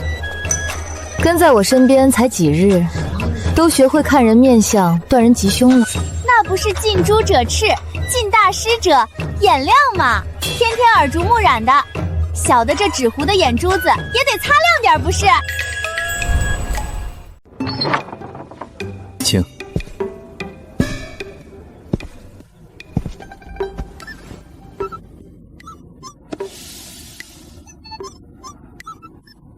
看看有没有什么想吃的，随意即可。多点一份给他。好，其中这几样分量备得足些，再另备一副碗筷。你倒是心善，那日他举止轻佻，换了旁人，即便不打得他魂飞魄散，也该施以惩戒。你不仅留他在身边，还顾及他这点口腹之愿。他居然能看出我是那日的鬼？你能看得见鬼魂，不是依靠法术显形，而是天生目力异于常人，能窥阴阳，还是另有依凭？看得见，有时起，便能偶尔看见一些常人看不见的影子和形迹。起初不明所以，颇受困扰，甚至险些被误认为患有异症，心智有损。后来遇见一位云游四方的高人，他与我这串念珠，言其可镇守魂神，安魄定志。佩戴之后，虽依然可见，但他们多数会主动避开我，倒也清静了不少。可否一观？确实是好东西，以温和的纯阳灵力萦绕你周身，形成一层无形的屏障。寻常阴魂本能不许此气，自会远离。炼制此物并刻下这些符文之人，不仅道行精深，更深谙中和之道，用心颇为巧妙。难怪许一硕现身之时，你虽有亚色，却无寻常人应有的惊惧慌乱，原是早已见怪不怪。你的诚意我感受到了，现在可以开始说正事了。想必我母亲的身份你已有所耳闻，我便不再多说。我母亲产后缠绵病榻，不过数年便香消玉殒。此事明面记载，长公主医治葬入皇陵。然而经过我多方查证，方得知当年送入皇陵的并非我母亲真正的遗体。那盗走你母亲遗体之人是谁？是我父亲，他暗中调换了我母亲的遗体，将真身藏匿了起来。而皇陵之中，只是一具精心准备的替代品。谢国公，皇家秘事，知道越多，死得越快。我只需知道委托内容和目标即可。你母亲的生辰八字可有？最好是精确到时辰。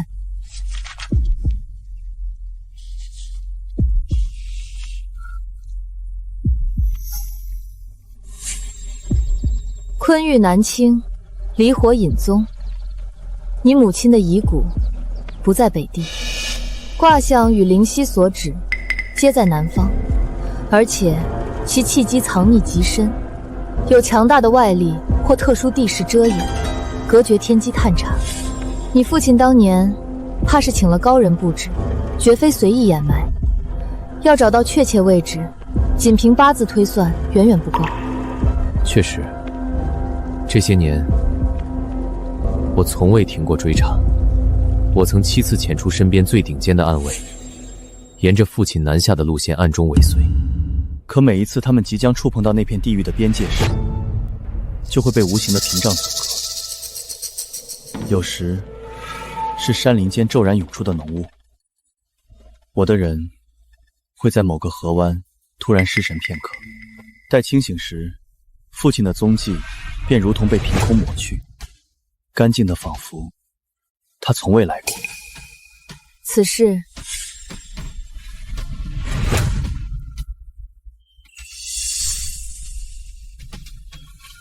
妖孽！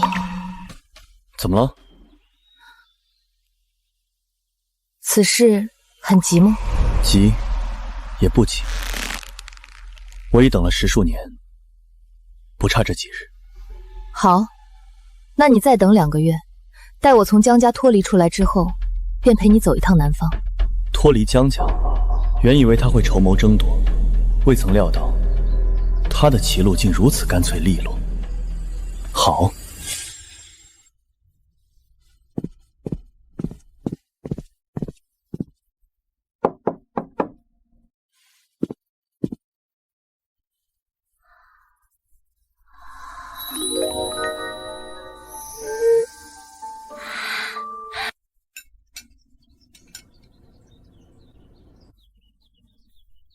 不合口味？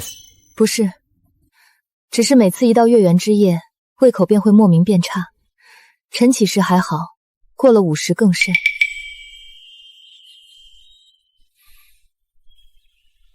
今日是15，那我今晚早些过去。不错，觉悟颇高，懂得体恤同伴。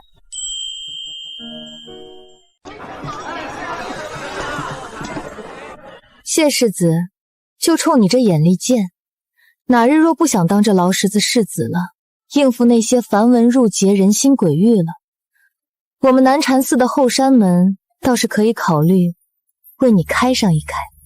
出家，青灯古佛，敲木鱼。江姑娘说笑了，既然胃口不佳，这些点心可还勉强能用些，或者我让人换些更清淡的汤羹。不用了。时辰不早，我该回去了。我让护卫驾马车送你回去。多谢。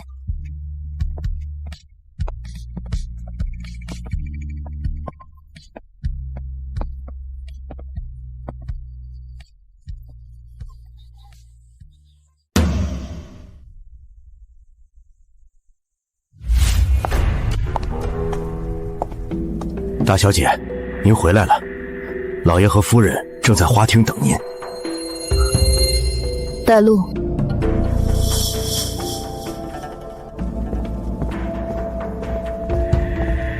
杜生，你回来了，可用过晚膳了？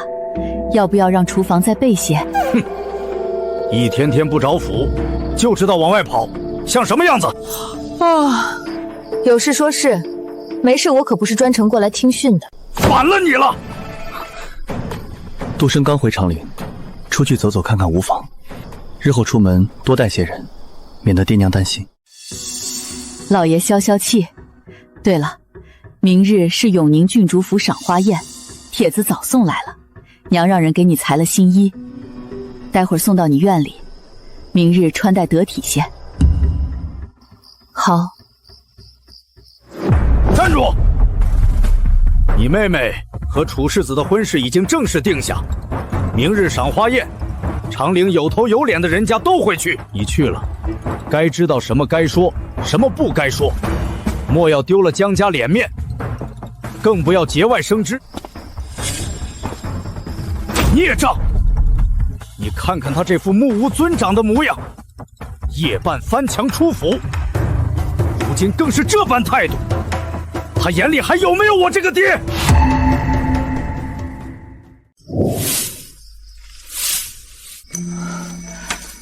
大小姐，小环，去给我找2床被褥来。是，奴婢这就去。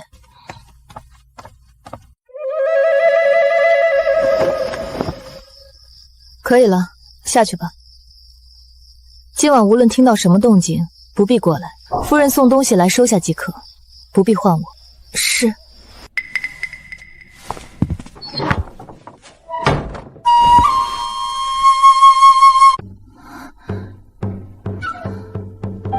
大师，您这么看着小的，有何吩咐？过2日，等许家寻回许一硕遗骸，了却执念，我便送他入轮回。你呢？你的执念是什么？想报仇？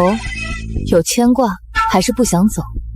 要不趁这次机会和他一起走，黄泉路上有个伴。不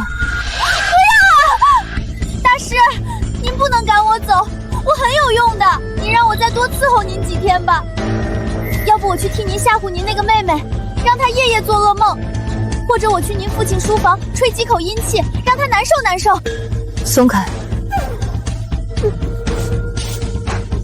别扯没用的。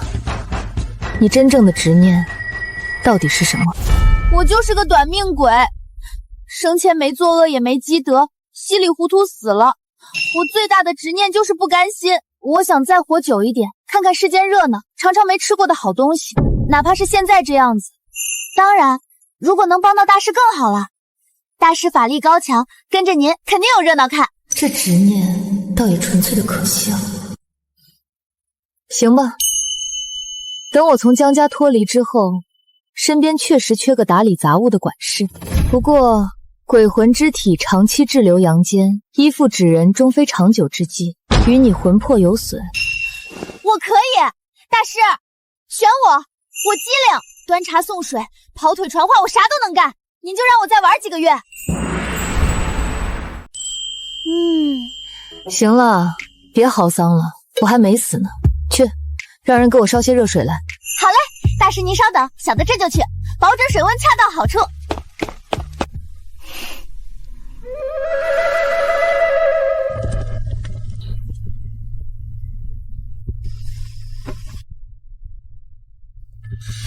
冰煞之气越来越压不住了。这谢金晨这狗东西，不是说会早些过来吗？现在都什么时辰了？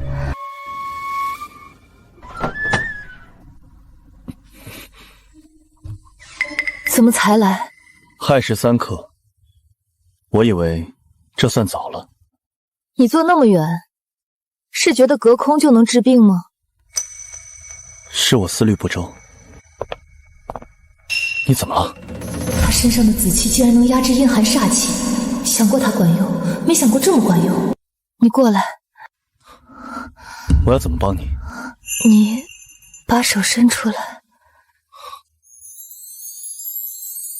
好病，像千年寒玉。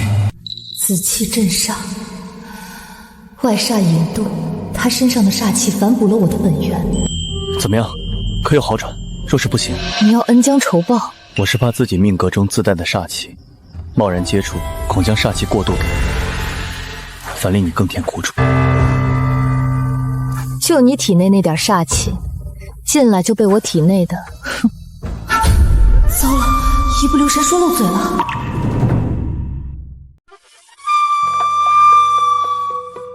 你体内也有煞气，且每逢月圆便会如此发作。江姑娘，你早就知道了，对吗？知道我身上有煞气。你每月15让我过来，根本不是为了看什么莫须有的病，而是从一开始就是冲着借我这股气来的，对吗？不然呢？谢世子难道以为我真是闲得发慌，每月15找你来看星星看月亮？你命带紫薇，贵气天成，却又煞气缠身，阴阳交织，乃是世间罕见的镇煞之体。恰好我体内也有些不太听话的东西，每月须得借你几分贵气镇一镇。你我各取所需，互利互惠。之前说看脸治病，可没说谎。你这张脸，连带你这身命格气运，确实能治我的病。放心，对你无害。你这紫气源于命格，生生不息，借我些许镇压阴煞，于你而言，或许还能减轻些煞气孤客之相，算是互益。至于你身上的煞气，全当我心善，顺手替你驱除了。他根本就是一只早就盯上我这颗人形药材，步步为营，就等着月圆之夜采摘。不过，这种基于明确需求和能力交换的关系，比那些虚无缥缈的算计更让我觉得可控。谢世子，更深路重，男女大凡，你就将就将就，在这脚踏上凑合一晚吧。好一个男女大防，江姑娘都这般体恤了，谢某岂敢不从。谢近晨是故意把被褥给我盖回来的，报复我让他睡脚踏，还是单纯怕我在着凉？以内人心眼多的程度，前者的可能性似乎更大些。大小姐，您醒了吗？夫人遣了赵嬷嬷过来，说是要为您梳妆打扮，待会儿好去永宁郡主府的赏花宴。让她进来吧。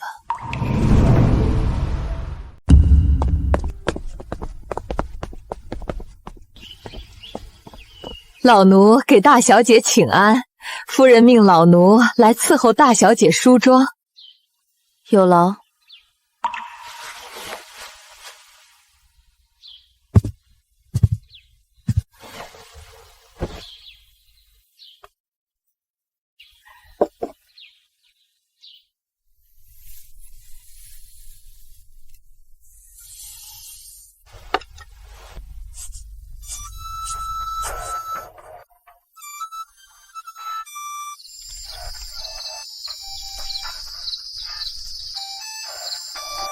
长陵城的贵女，老奴也算见过不少，可大小姐这般容貌气度，竟似天上明月，半点不输他们。走吧。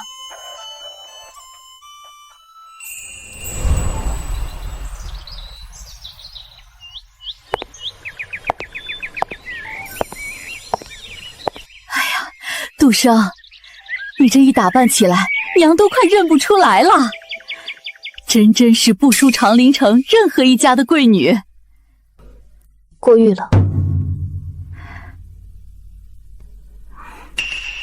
娘，您就只知道夸姐姐。女儿今日这身衣裳头面可是挑了许久，您都还没仔细看呢。瞧你这孩子，还吃起味儿来了。我们婉清当然也是顶顶好的，这身樱粉色最衬你，娘看着就欢喜。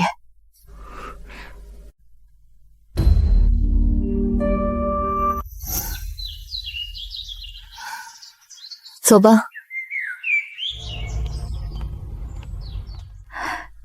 好了，快走吧，别误了时辰。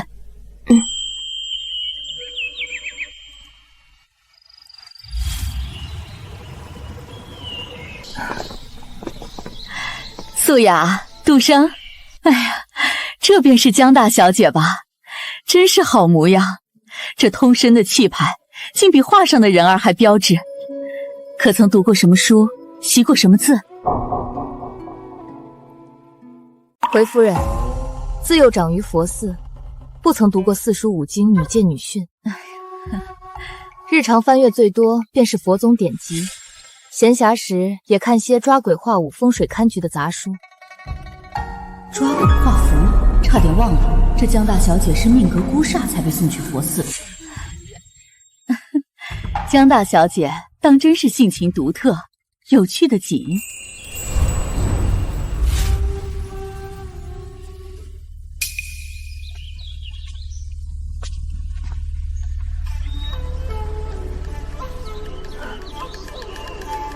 你在看什么？你能看到我？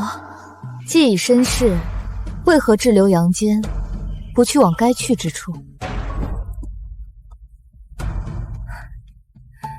我叫孟雪嫣，家父乃国子监司时孟清溪。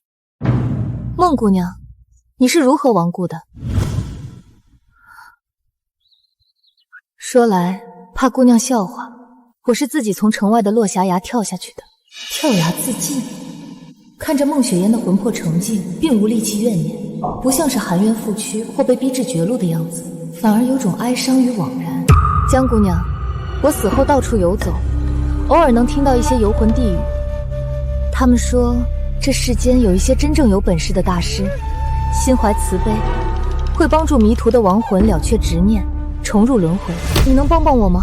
我并非贪恋尘世，只是心中有惑未解，有怨未了，无法安心离去。可以，你暂且跟在我身边，待此间事了再细说。多谢江姑娘，雪嫣感激不尽。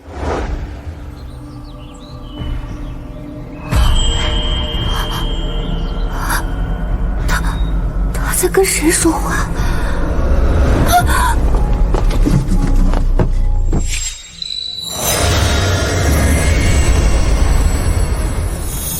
这道符保你免受阳光腐蚀，跟上。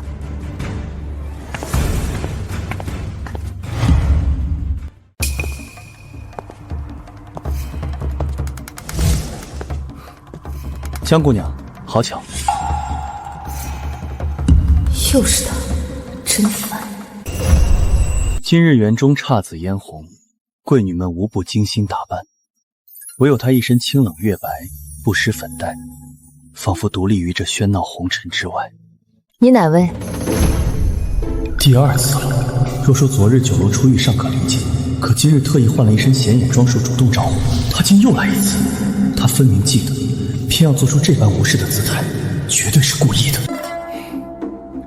江姑娘真是贵人多忘事，不过能成为第一个让姑娘记不住容貌的人，倒也是楚某的荣幸。那楚某便再自我介绍一次。在下楚彦昭，家父乃纯亲王，昨日在酒楼与姑娘和近臣曾有一面之缘。哦，江姑娘留步。姑娘与谢世子似乎颇为相熟。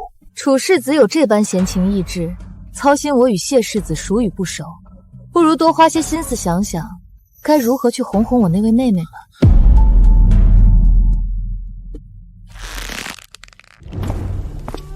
杜生，你去哪儿了？眼看就要开宴了，莫要再走远。赵嬷嬷，去将二小姐寻回来，别误了时辰。是。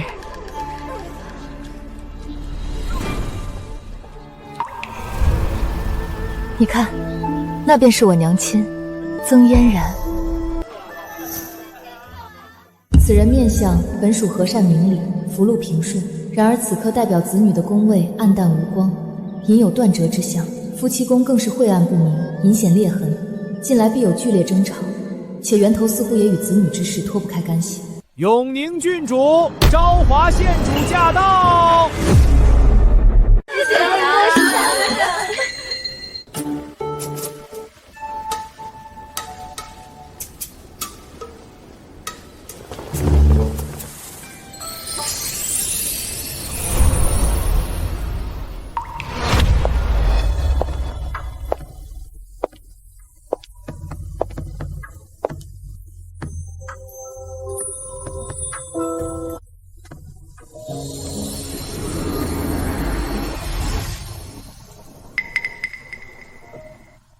诸位不必多礼，快快请起。江夫人，这位便是刚从佛寺归来的江大小姐吧？果然气质出尘，不同凡响。郡主谬赞了，杜生，快上前见过郡主。江杜生，见过郡主。哟，到底是佛寺里清静惯了，不懂咱们长陵城的规矩。见了郡主殿下，就这般点头了事儿。江夫人，您这掌家理事是一把好手，怎的教导女儿礼数上？礼在心诚，不在虚行。佛前叩首万千，未必是真恭敬；人前弯折了脊梁，也未必是真尊重。我观夫人面相，家宅本应丰足，然眉间川字纹深锁，近期忧思惊惧过甚。鼻翼右侧蓝檀位引见赤丝，恐有财物暗损，或为亲近之人所累。眼角尖门色质，肤星不稳，非外因，乃内耗。与其操心他人礼数周全与否，不若先理顺家中账目，宽解心怀。火气太盛，伤身也伤人。啊！你胡言乱语什么？简直不知所谓！好了好了，不过些许小节，江小姐快人快语，倒是爽落。今日赏花为主，何必拘泥虚礼？江夫人，您这女儿颇有几分率真呢。谢郡主宽容。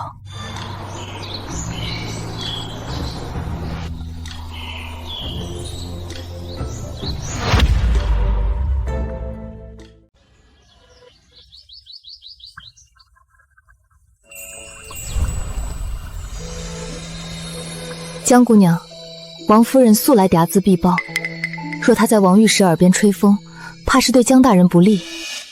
无妨，左右我看我那便宜爹也挺不顺眼的，他若因此头疼，我或许还能得些清静。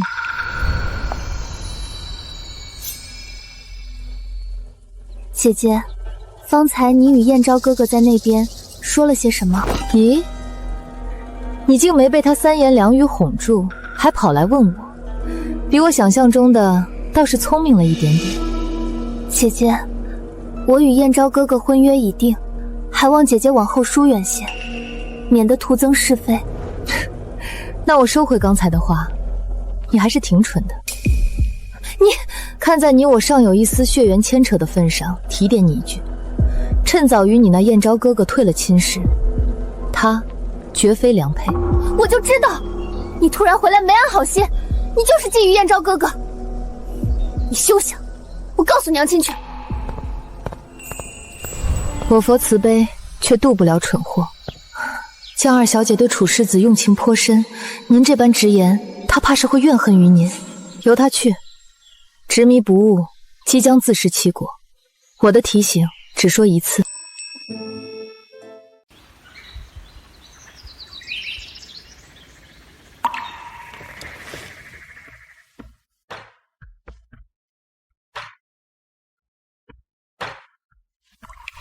开业！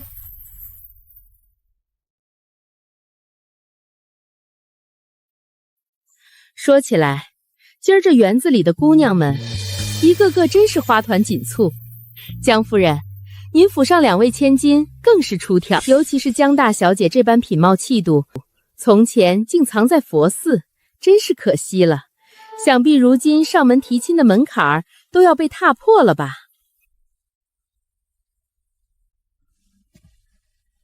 哎呦，瞧我这记性，忽然想起一桩旧闻来。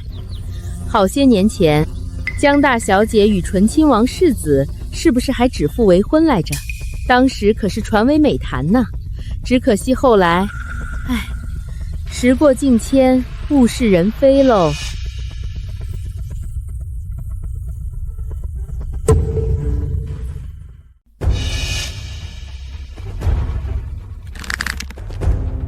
王夫人说笑了，那都是长辈们酒后的戏言，当不得真。戏言，我可是记得真真儿的。当年江老爷子与老王爷交好，酒后指着说要结亲，多少人都听见了。对了，听说当时还交换了玉佩来着。怎么，江大小姐离京久了，这桩事便不作数了？这姐姐的婚事倒让妹妹成了去，也是缘分奇妙，佳话一桩啊。王夫人，您似乎对旁人的陈年故事格外上心。不过是闲聊罢了，江大小姐莫要介意。不介意，只是觉得夫人您的记性似乎时好时坏。记得住别人家10数年前的酒后戏言，却记不清我方才提醒夫人理清家宅，静心凝神。看来夫人此刻心火虚浮，肝气蕴结于目，怕是晚间又要多梦惊悸了。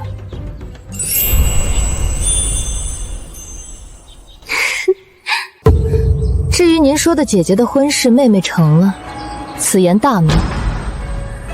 姻缘天定，人事纠葛，个人有个人的缘法。旧日一句戏言，如同春日落花，风过无痕。有人执着于拾取早已零落成泥的残瓣，还以为是珍宝。更何况我自幼长于佛前，聆听的是佛法梵音，见惯的是青灯古卷，心中所求早已非红尘俗世之小情小爱。王夫人以己度人，用后宅妇人的心思揣度于我，未免太小看我了，也小看了佛法。说得好，江小姐心性通透，见识不凡，果然非常人。旧事已矣，未来可期。今日赏花宴，只谈风月，不论其他。来，诸位尝尝这道新贡的蜜酿。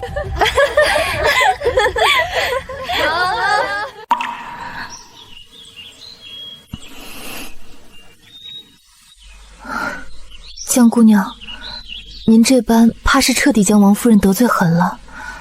还有二小姐她债多了不愁，况且有些人有些事不是躲就能清净的。